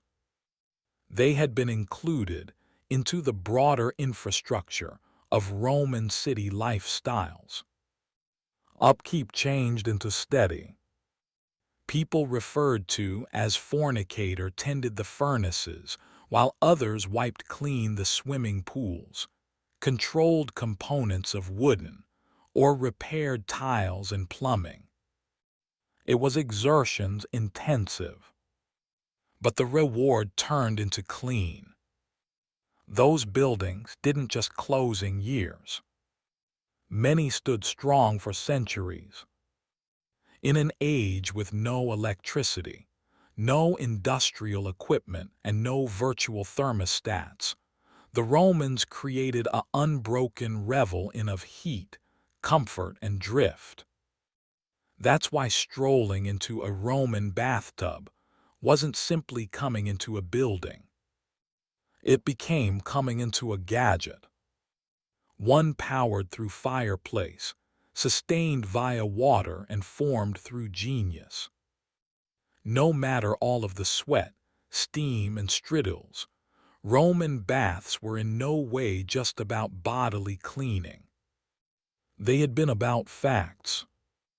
In a society without smartphones, email, or newspapers, the baths functioned as a sort of open-air broadcast center. Gossip failed to trickle here. It flowed. Senators, merchants, squatties, and poets all mingled freely with toggers off and voices raised. Conversations carried across the tepidarium like wildfire. Who changed into snoozing with whom? What became the emperor plotting? Which fashionable just lost a conflict in the East? Who bribed which justice of the peace to get out of paying taxes? If you desired to understand what turned into going on in Rome or what might take place soon, the Bath residence was the region to pay attention. This wasn't accidental. The Roman elite knew the baths were public arenas and that they used them strategically. Politics didn't forestall at the Senate steps. They soaked right into the marble flooring of the caldarium. A clever patrician may by chance stumble upon a rival within the hot room and go with the flow a suggestion below the haze of steam. Or perhaps a patron could meet a customer to reaffirm loyalties, provide recommendation, or drop a veiled chance, all even as lounging in the pool. Even emperors played the game. It's stated that Hadrian and later Antoninus Pa made a point of journeying the general public baths as an act of photo-manage, appearing reachable, smart, and invested within the lives of everyday residents.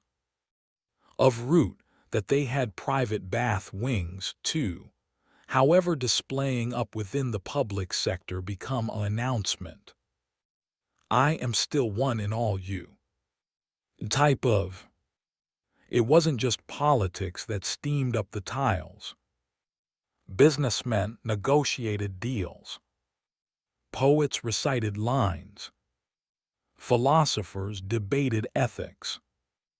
The acoustics of the domed rooms often helped amplify voices, a useful trick for everyone who wanted their cleverness overheard. In a strange manner, the tub residents become Rome's version of Twitter, Wall Avenue, and the Senate floor. All of a sudden, it was unfiltered, humming, and deeply performative. However, it turned into also where approach was born. Actual choices, navy, financial, non-public, frequently started out here, a long way from the formal halls of energy. Due to the fact whilst everyone is one too bare, sweating and relaxed, masks fall away. And in the steam, the real empire whispered its plans. To the Romans, bathing wasn't pretty much feeling clean or searching polished. It changed into a part of fitness and medication. The bathhouse changed into wherein historic wellness philosophy met practical self-care. Medical doctors endorsed it. Philosophers recommended it. Even the Navy advocated it. Hot water, bloodless plunges, sweating, and massages had been all believed to purify the body and stability the humors. The four fluids the Romans' notion governed fitness. Blood, phlegm, yellow bile, and black bile. If those got out of stability, you acquire unwell. But a visit to the baths, with its cycle of heating, scraping, and cooling, should supposedly repair that stability. And there may be some common sense to it, even with the aid of current standards. The warmth of the calarium opened pores, relaxed muscle groups, and helped with movement. The cold plunge in the frigidarium reduced inflammation and invigorated the senses. The pores and skin was scraped smooth with strategils which removed dust, oil, and dead pores and skin. Later on, many Romans received massages the usage of scented oils, every so often infused with herbs, every now and then simply olive oil. Today, we'd call this detoxing or hydrotherapy. They simply known as it day-by-day life. Some of the bigger bathtub complexes even included small medical clinics wherein physicians, frequently Greek knowledgeable, examined patients, offered treatments, or advised dietary adjustments. If you had a cough, aching joints, or digestive issues, your doctor may prescribe now not a tablet, however a go-to the tadarium or a trade in your bathing routine. Exercise turned into a part of the photo, too. Many baths had attached palaestrae, open courtyards for physical activity. Romans boxed, wrestled, fenced, or performed ball games earlier than starting the bathing system. The idea turned into paintings up a sweat before entering the steam rooms. Health wasn't passive. It turned into earned, one push-up and plunge at a time. Even intellectual fitness wasn't not noted. The rhythm of the tub, its gradual planned transitions from room to room, endorsed mirrored image. Some Stoics and Epicureans even wrote approximately the baths as places to clear the mind and tame the feelings. In lots of approaches, Roman baths were in advance of their time and included space for workout, cleaning, socializing, and recovery. A type of historic well-being center with better mosaics and barely more gossip. For the Romans, a wholesome frame wasn't an aim. It became the foundation of distinctive feature, readability, and strength. And the bath residence turned into where all of it commenced. Strolling right into a grand Roman bathhouse wasn't simply stepping into a constructing. It was stepping into a classy enjoy. The structure, the materials, the very air, the whole lot become designed to affect, soothe, and raise. From the instant you entered the apoditerium changing room, you were surrounded by means of elegance. The partitions were frequently painted in vibrant frescoes, mythological scenes, pastoral landscapes, or maybe cheeky caricatures. Marble benches lined the room, niches held garb, and at the better days, musicians played softly in the history at the same time as your sandals have been taken by a servant. Then came the baths themselves. The tepidarium became commonly the most stunning room designed as a type of heat antechamber to the warmer and less warm extremes. It was regularly round or rectangular with excessive vatted ceilings, colorful mosaics on the flooring, and massive windows that diffused the afternoon light. The ceilings were from time to time coffered or domed, supported through columns of Egyptian granite or nearby stone. The calarium, the new room, featured heated swimming pools and steam. You would see bronze or terracotta braziers, and occasionally gilded faucets that flowed with heated water. The flooring where heat under your toes way to the hip-hop gadget, and the air shimmered with warmth. Ornamental fountains and statues added a touch of divine beauty. Apollo, Venus, and Hercules all made appearances. The frigidarium, cool and serene, was generally the largest and maximum placing space. Its cold pool reflected a ceiling, often covered in painted stars or geometric patterns. The water itself glistened, sometimes lit with the aid of small skylights or open oculi that allowed a beam of sunlight to reduce through the mist. There was a quiet stillness right here, a valuation to the chatter and bustle of the earlier rooms. The entirety within the Roman bath was designed to inspire awe. Using imported marble, colorful tile work, and superior geometry wasn't simply vanity. It was an announcement.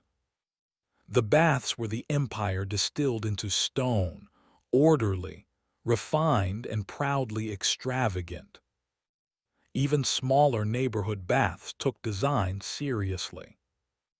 Mosaics often warned bathers with humorous Latin terms like cave canem, watch out for the dog, or balneum gratum, the bathtub is first class.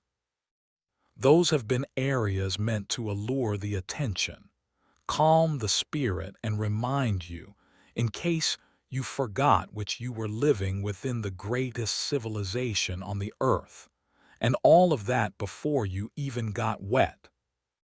At the same time as Roman baths had been public areas in idea, now not all Romans experienced them equally.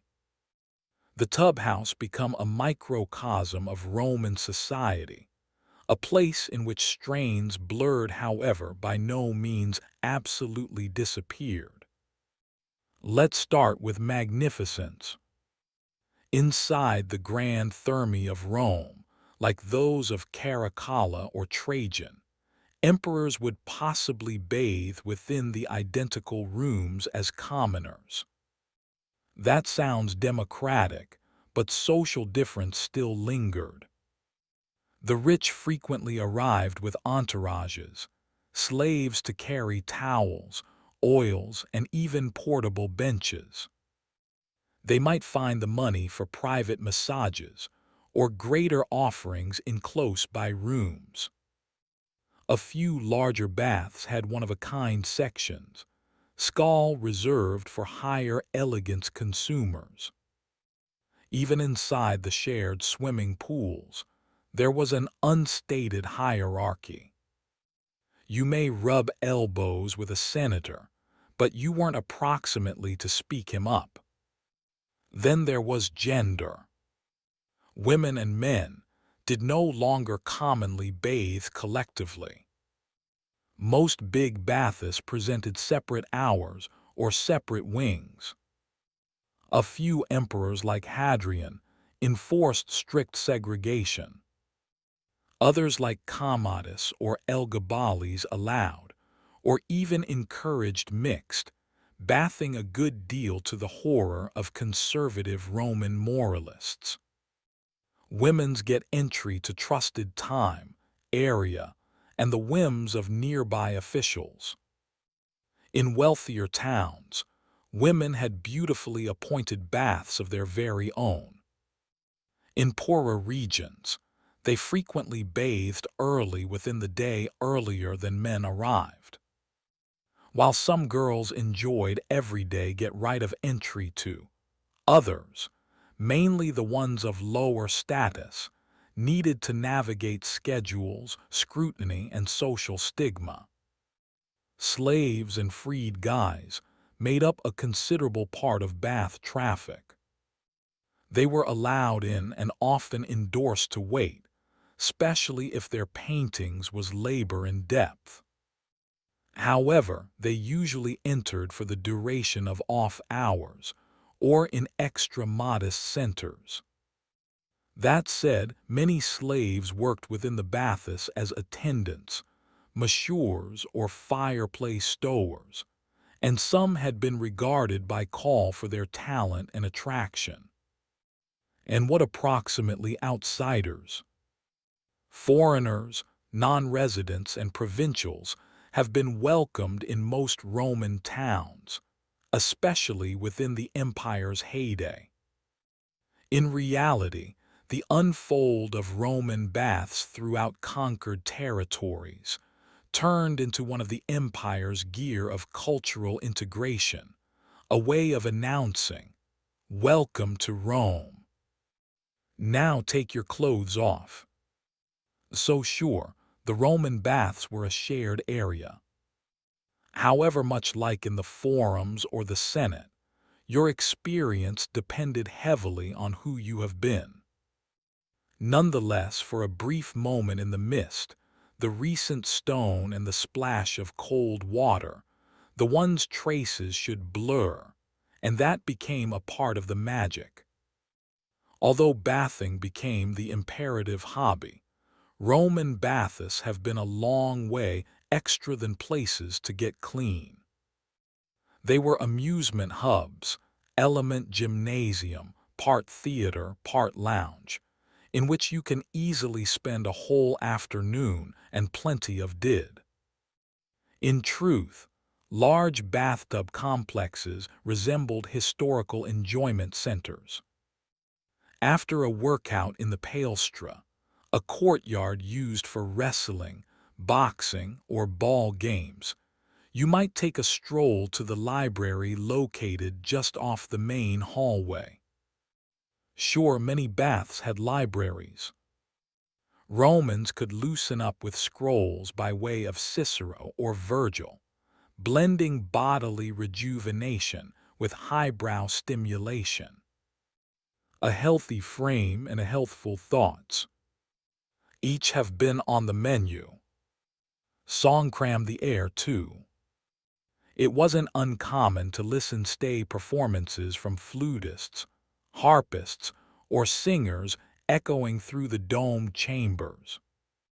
Beathers might be serenaded whilst reclining close to a fountain or getting an oil rub down.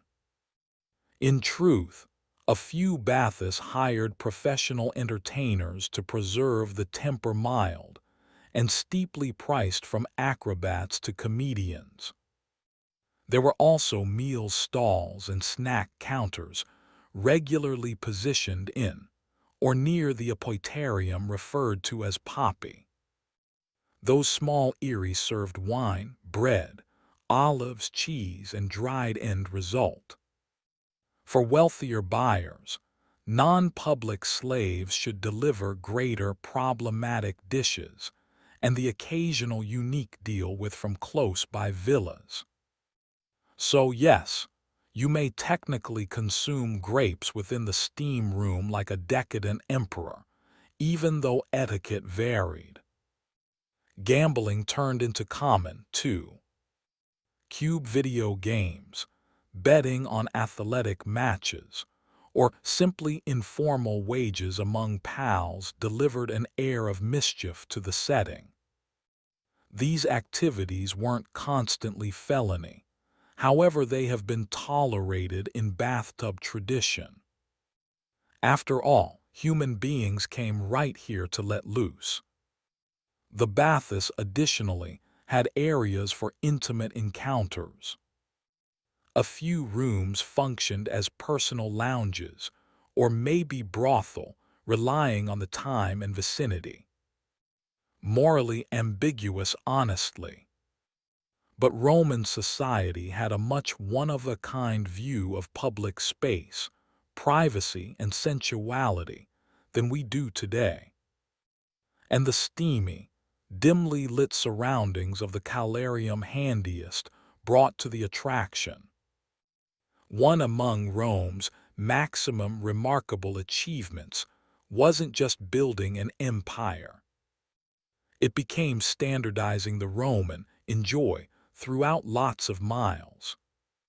And that covered baths. From the misty highlands of Britannia to the deserts of North Africa, and from the forests of Gaul to the sands of Syria, the Roman bath became a unifying image of Roman identification. Wherever the legions marched and the engineers observed, they constructed roads, forts, and baths. These provincial baths weren't simply carbon copies.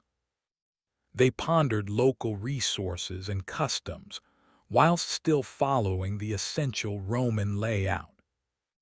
Apodyterium, tepidarium, calarium, frigidarium.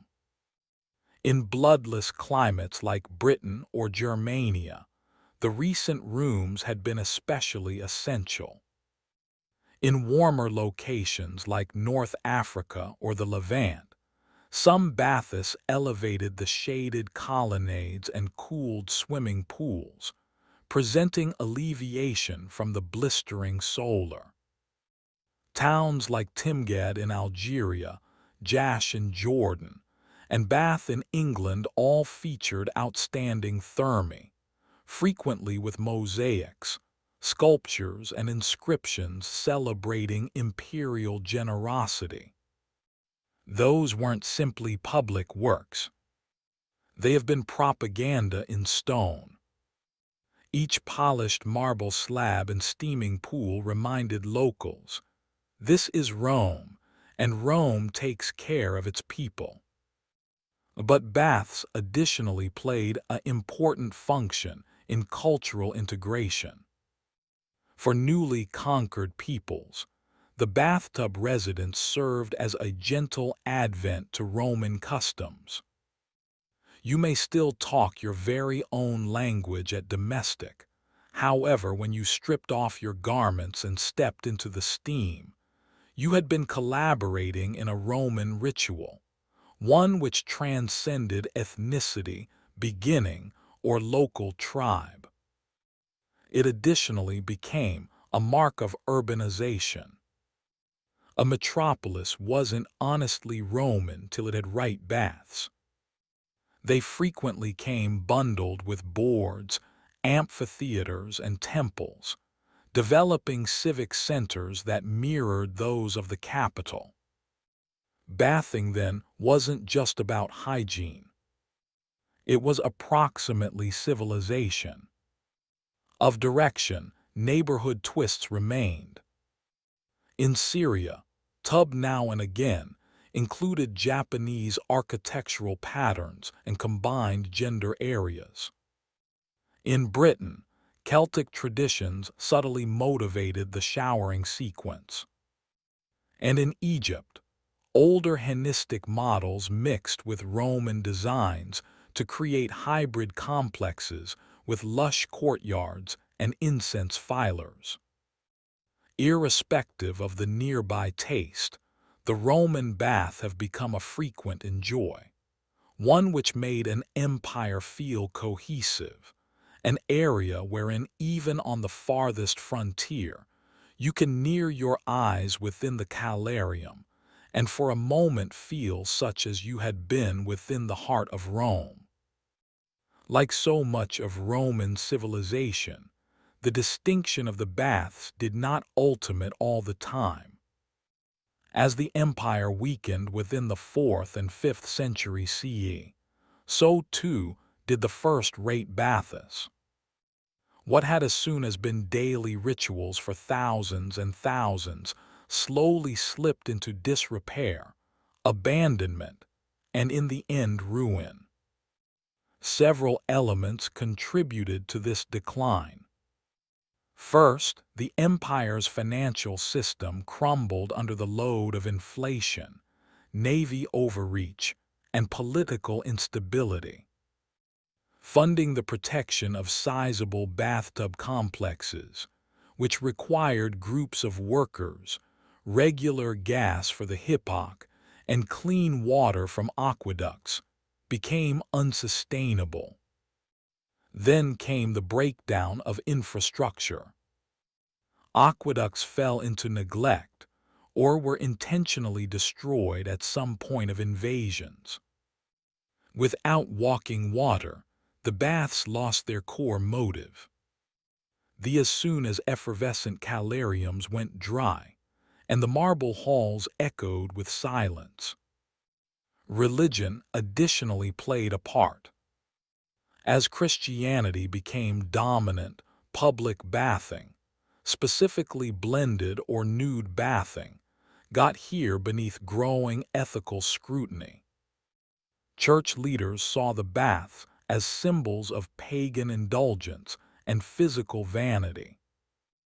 Even as some Christian emperors attempted to keep the general public health function of the baths, others shut them down or repurposed them into church buildings, monasteries, or administrative homes. But the legacy of Roman baths persisted. Within the Islamic global, the way of life endured through baths that carried ahead many Roman improvements, heated rooms, steam treatments, and communal cleansing rituals. These spread throughout the Center East and North Africa, retaining the essence of Roman well-being in a brand new non-secular and cultural framework. In Europe, spas and mineral baths became famous in the course of the Renaissance and later Enlightenment, especially in places like Tub, England, and Baden, Germany. These revived bathing as a therapeutic and social hobby, echoing the Roman version at the same time as the empire itself changed into lengthy long past. Today, the ruins of Roman baths still captivate traffic. The baths of Caracalla, the Stabian baths in Pompeii, and endless smaller sites across Europe and the Mediterranean remind us that Rome didn't just overcome through the sword. It conquered via consolation, engineering, and shared ritual. Roman baths may also have crumbled. However, their spirit lives on in our gyms, our spas, our warm showers, and our quiet moments of self-care. In a manner, whenever we draw a warm bath or sit down in a sauna, we are channeling a piece of the empire. Steam rising, anxiety fatting, time slowing, just as it did 2,000 years in the past. In historical Egypt, medicine didn't stay in a laboratory. It lived within the temple, the house, and the arena of the gods. Restoration was now not just a science. It turned into a religious art. And the person who dealt with your illness would possibly just recite a spell whilst applying a pus in your wound. It truly is due to the fact Egyptian medicinal drug turned into deeply intertwined with faith.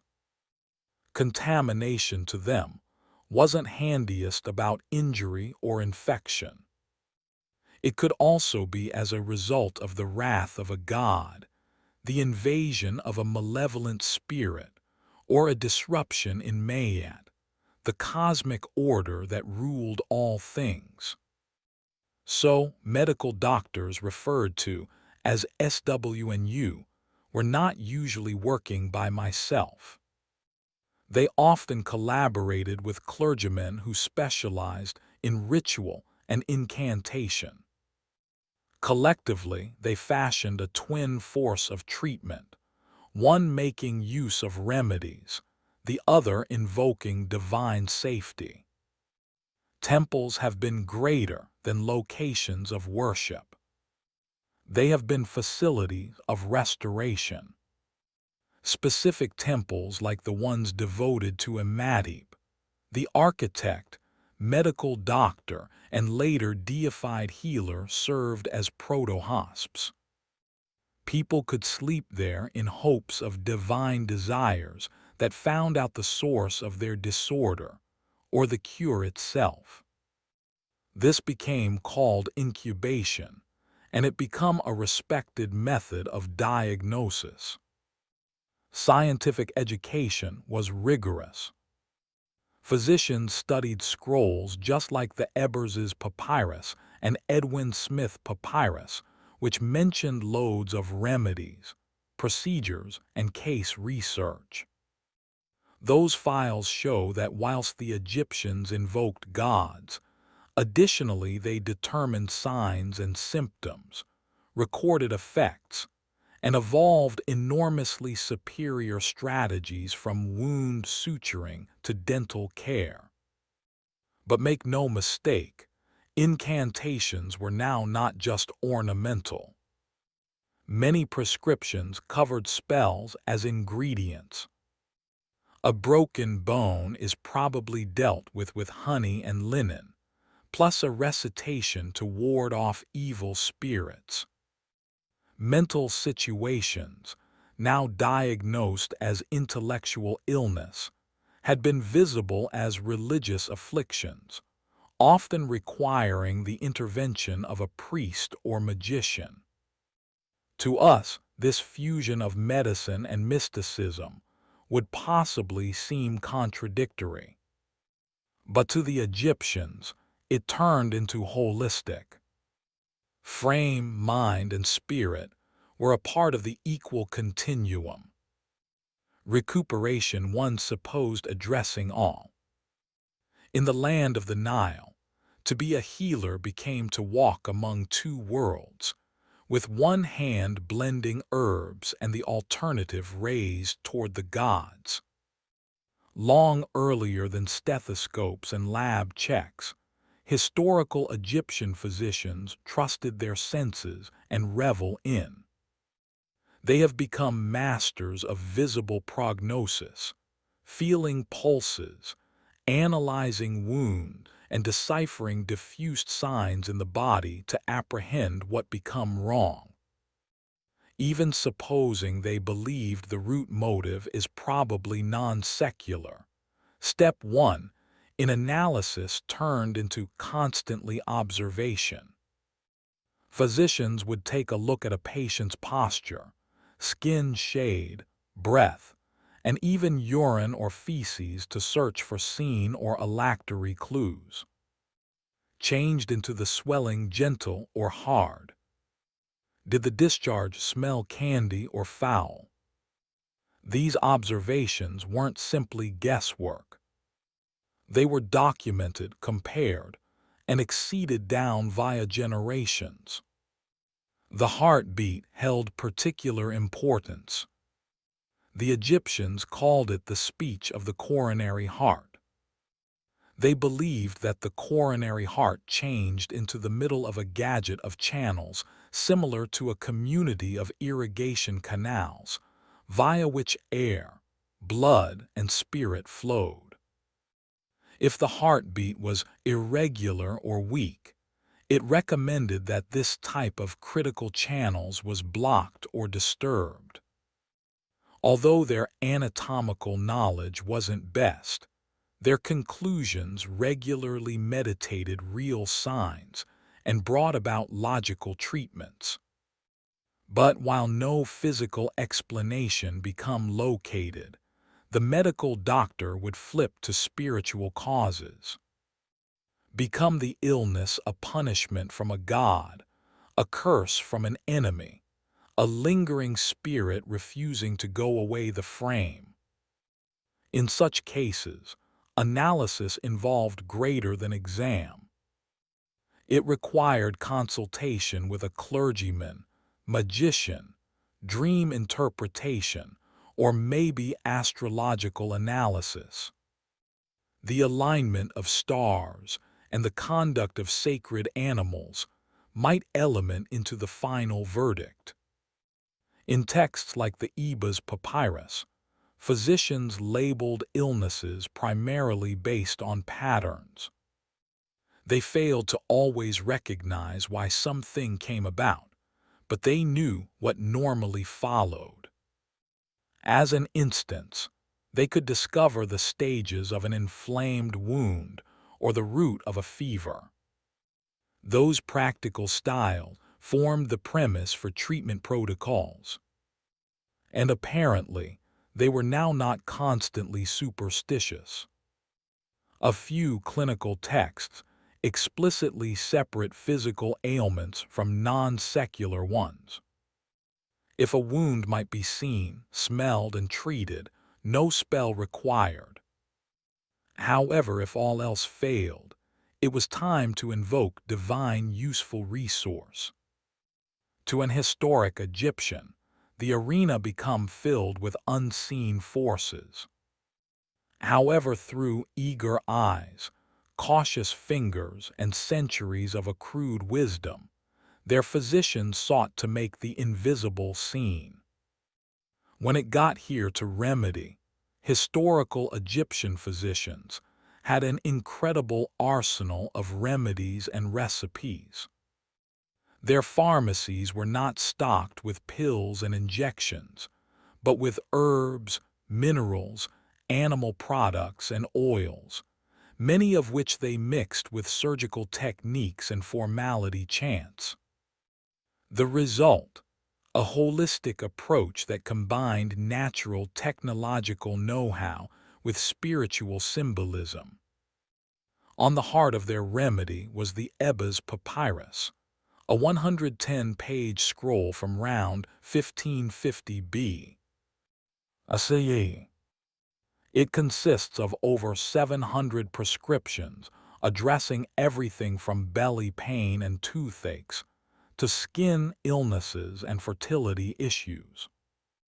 Each recipe become tailor-made now not simply to the ailment, but to the sufferer's frame and social reputation, and frequently covered precise instructions for mixing, timing, and application.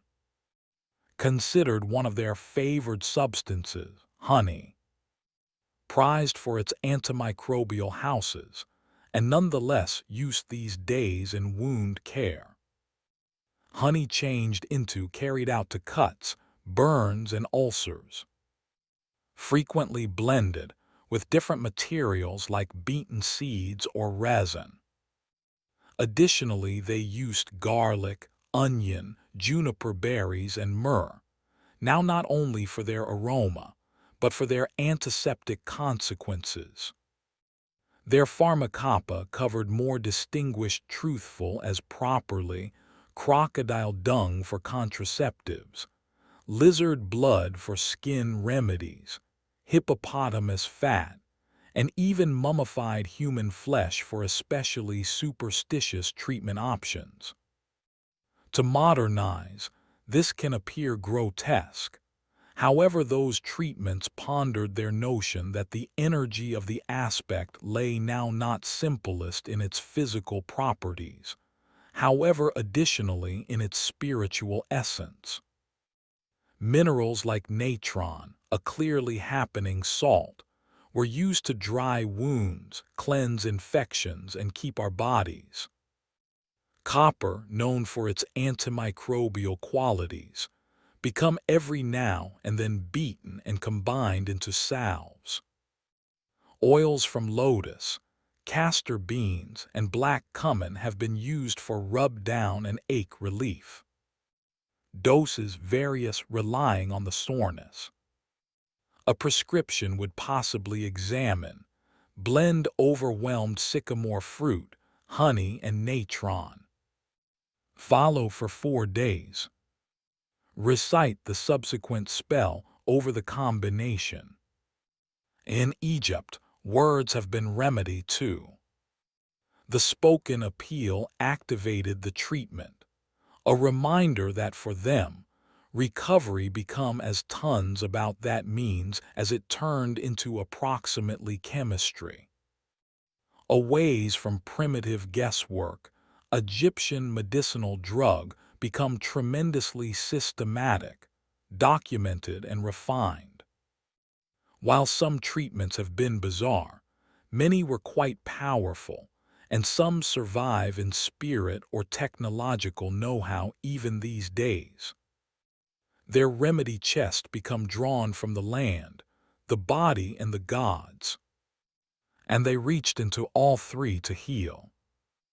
Even as a good deal of ancient Egyptian medicinal drug targeted on herbs and incantations, the Egyptians have been now not afraid to cut whilst essential.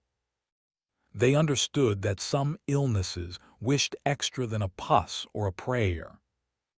They needed a consistent hand and a sharp blade. The pleasant evidence of Egyptian surgical operation comes from the Edwin Smith Papyrus, a 3600-year vintage clinical text not like every other from the ancient global. It's far methodical, medical, and strikingly modern in tone. It describes 48 instances, in general stressful injuries, skull fractures, damaged collarbones, spinal wounds, and includes step with the aid of step instructions on examination, remedy, and analysis. What's charming is how pragmatic the file is. It even classifies instances into 3 consequences. And disorder I can treat, and disease I'm able to deal with, and in sickness now not to be dealt with. In other phrases, treatable, uncertain, and hopeless. This turned into triage, a concept we still use in emergency medicinal drug nowadays. Egyptian surgeons used a number equipment, bronze knives, scalpels, forceps, cautery hooks, and needles. They practiced sewing wounds, draining abscesses, setting bones with wooden splints, or even appearing circumcisions. Some mummies show evidence of successful bone restoration, indicating that sufferers survived their injuries and endured reciting for years. They had been additionally pioneers in wound hygiene. Earlier than sewing a reduce, a doctor may cleanse it with honey, beer, or resin, all of which have antiseptic properties. They then implemented bandages soaked in oils or natural combinations to lessen inflammation and promote recovery. Pain turned into eased with opium extracts or sedative herbs, even though there's no evidence of standard anesthesia. Surgical procedure changed into possibly painful, however quick and unique. One striking element: Egyptians often left foreign bodies like embedded arrowheads in location, if getting rid of them posed more threat. It suggests a nuanced know-how of anatomy and threat management. They knew while not to intervene. Of root, surgical procedure had its limits. There may be no report of inner operations or foremost amputations. They lacked know-how of movement and contamination, the manner we realize it today. However, in the limitations of what changed into viable, Egyptian surgeons have been remarkably professional. They didn't simply test. They discovered, recorded, and passed their understanding down. Through bandage and blade, Egypt laid the basis for sensible arms-on medication. And centuries later, those lessons would echo through the halls of Greek, Roman, and current surgical practice. In historic Egypt, ladies' fitness changed into now not a fringe problem. It turned into principle to scientific exercise. Fertility, pregnancy, childbirth, and contraception had been all treated with serious attention, and girls both obtained and sometimes practiced hospital treatment themselves. One of the most captivating resources on the topic is the Kahun Gynecological Papyrus, dating to around 1800 BCE. It's the oldest acknowledged medical textual content focused completely on girls' reproductive fitness. The report includes diagnoses and treatments for infertility, miscarriage, vaginal discharge, and beginning complications. And prefer other Egyptian texts, every access follows a familiar shape. The symptom, the exam, the analysis, and the remedy, occasionally only scientific, from time to time magical, regularly both. For pregnancy, diagnosis started out with clever experimentation. One commonplace test worried having a female urinate on barley and emma wheat seeds. If the barley sprouted, she becomes said to be carrying a boy. If the emma grew, a female. If neither sprouted, she become no longer pregnant. Trust it or not, present-day exams advocate this method might also have had a modest accuracy, possibly because of hormone degrees affecting germination. Contraceptives had been some other location of awareness. Historic physicians used combos like honey, acacia leaves, and floor dates inserted as a form of barrier. Some recipes covered crocodile dung, which sounds alarming, but changed into likely used for its sticky texture and symbolic efficiency. Those were primitive types of spermicides and boundaries geared toward preventing theory. In the course of childbirth, midwives took the lead. They used delivery bricks, platforms on which the laboring lady squatted, and supplied both physical and religious aid. Incantations have been spoken to push back the demoness Ammit, who was believed to reason miscarriages or beginning headaches. Protecting amulets, especially those depicting Taweret, the hippo goddess of childbirth, were worn to make sure a secure delivery. If exertions became tough, remedies ranged from massaging the womb with castor oil to having the mom breathe in natural infusions or drink combinations to stimulate the frame starting. Cesarean sections were unknown. If the birth could not be completed clearly, tragedy regularly observed. Still, lots of Egyptian obstetrics was remarkably advanced for its time. It contemplated a lifestyle wherein fertility became divine, womanhood sacred, and existence itself, a method watched over through each healer and god. In the cradle of civilization, they reputable the cradle of existence with each chant, each herb, every whispered hope. To fashionable minds, the mixture of magic and medicine would possibly appear contradictory, but in ancient Egypt, the two had been inseparable.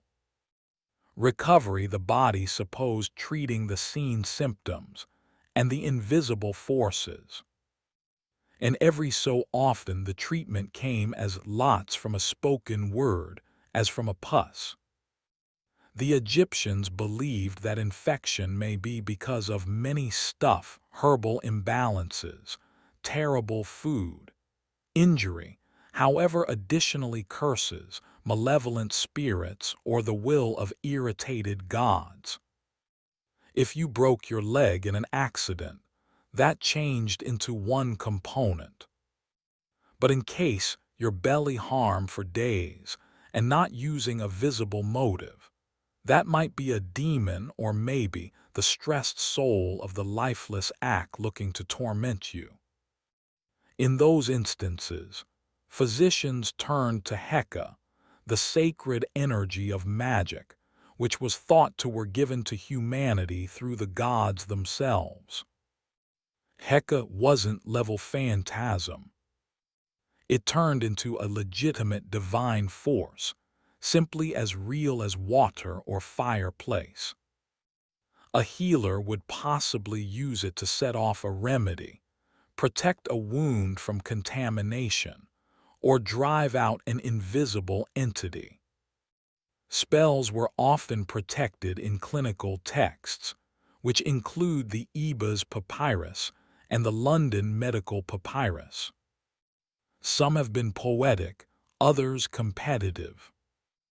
One appeal for treating burns reads, "O Isis, splendid magician, I name upon you to chill the fireplace inside the flesh of your servant, as you cooled the fire that scorched your own son, Horus." The spoken phrase become concept to imbue the treatment with divine power, turning herbs into miracles. Amulets have been any other form of safety and recuperation. Humans wore charms shaped like the attention of Horus, Ankhs, or the scarab beetle, every with symbolic importance. Those amulets had been believed to ward off evil, prevent ailment, and defend both the residing and the useless. Some had been even embedded in bandages, or located directly on wounds. Unique deities have been also invoked relying at the sickness. Sekhmet, the lion-headed goddess of plagues, become feared, however also prayed to for recuperation. Go of expertise became referred to as a pawn to manual the palms of surgeons and scribes alike. In Egypt, medication without magic become incomplete.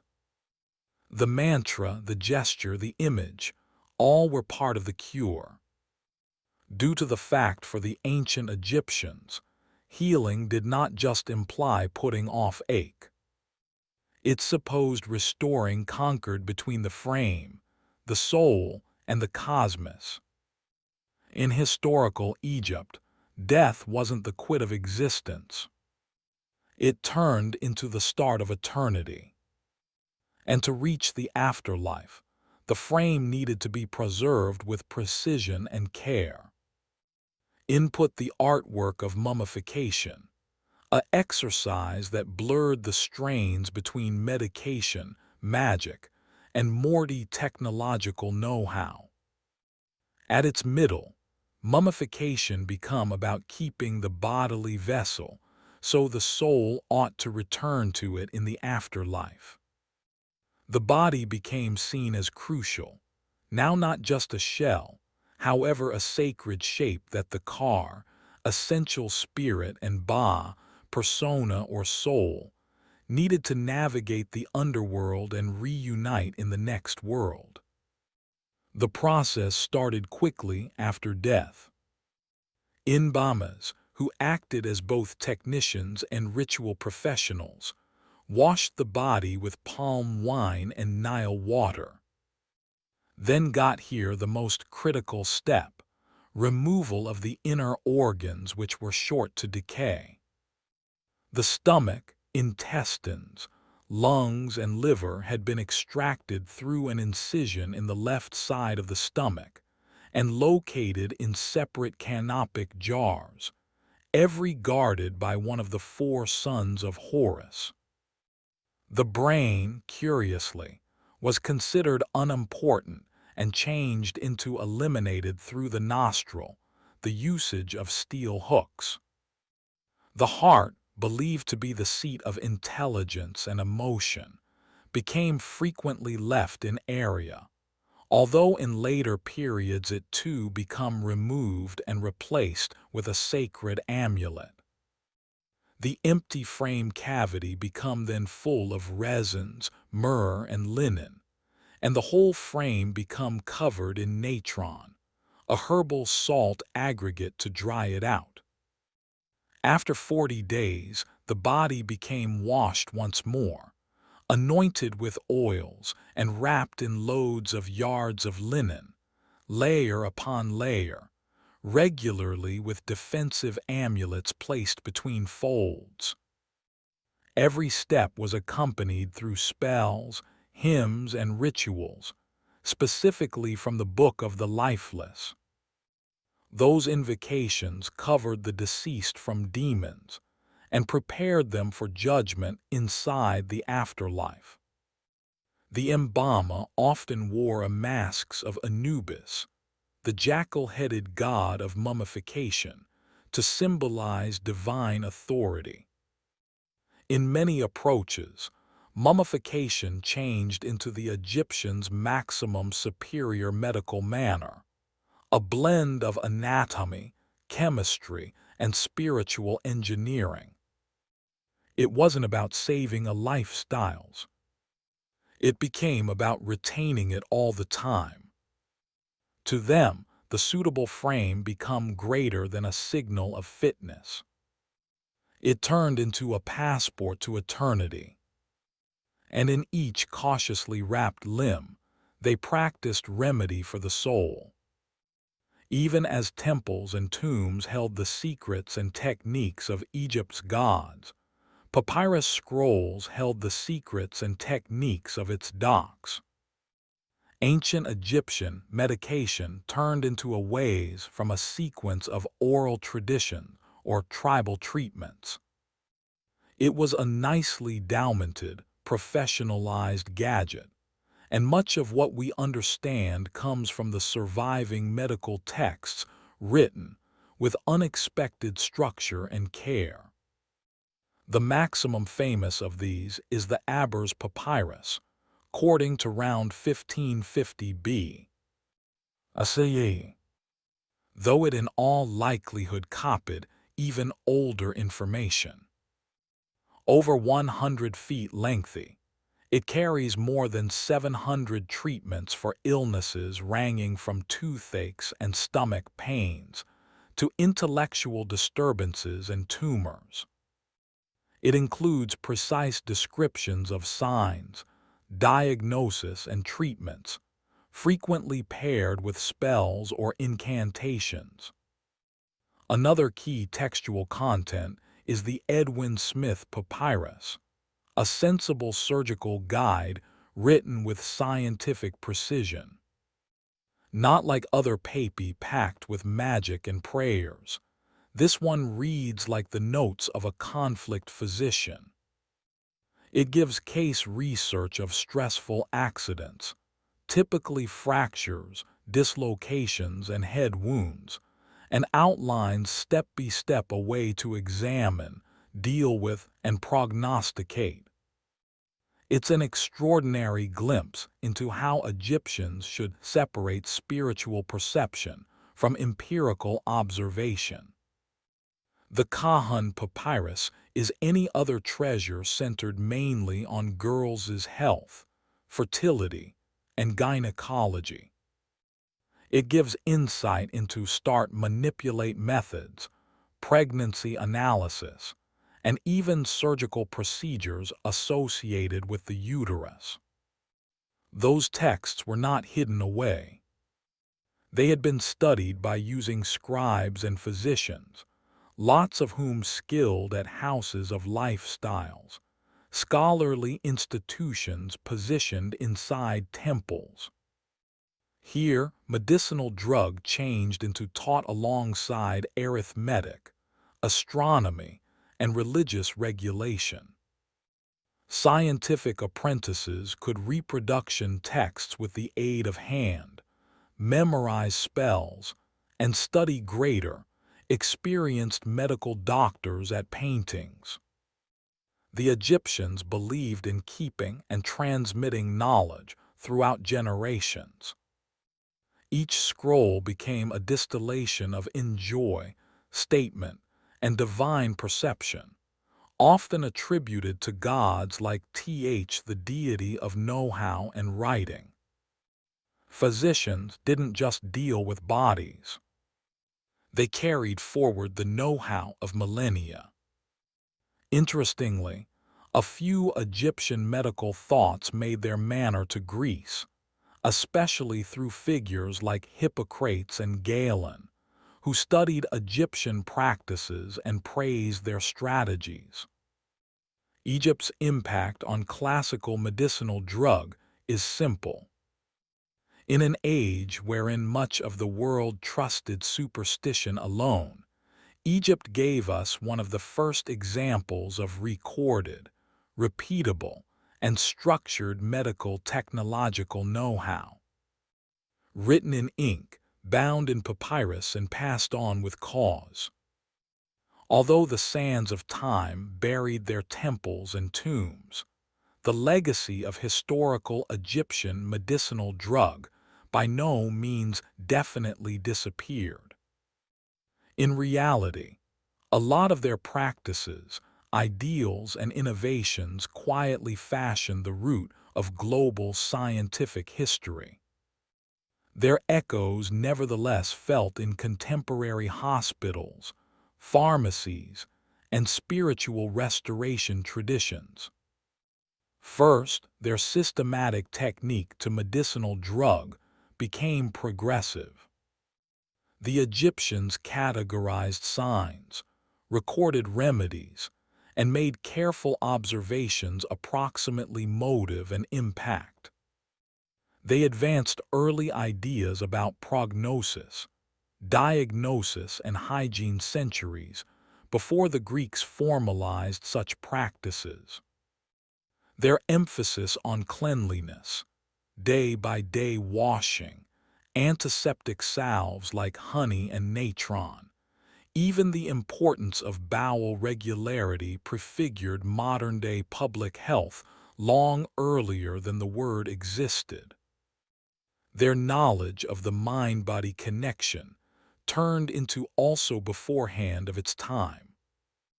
Though they didn't possess neuroscience, they recognized that psychological states could affect physical fitness. What they known as non-secular ache may nowadays be identified as despair, anxiety, or psychosomatic illness. And their mixed remedies of herbs, rituals, and social support were tremendously holistic. Even their use of natural remedies has persisted. Substances like garlic, castor oil, aloe vera, and willow bark, a precursor to aspirin, are still used these days. A few subtle into contemporary tablets, others sold in health food stores as dietary supplements.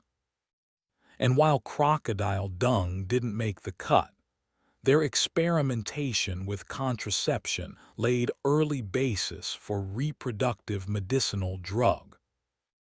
However possibly maximum enduring is their idea of the healer, as each technician and manual.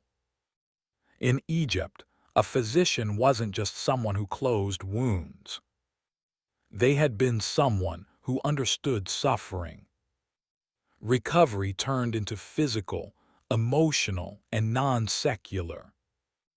That human-centered version has reemerged in contemporary holistic remedy, palliative care, or even psychotherapy. The fusion of medicine and magic may appear odd to us, but it points to a truth that still holds. People do not just need to be cured. They need to be seen, comforted, and understood. Ancient Egyptian docs knew this, and their scrolls, amulets, and incantations were no longer just treatments. They had been acts of care. Their remedy wasn't ideal, but it became bold, based, curious, and deeply human.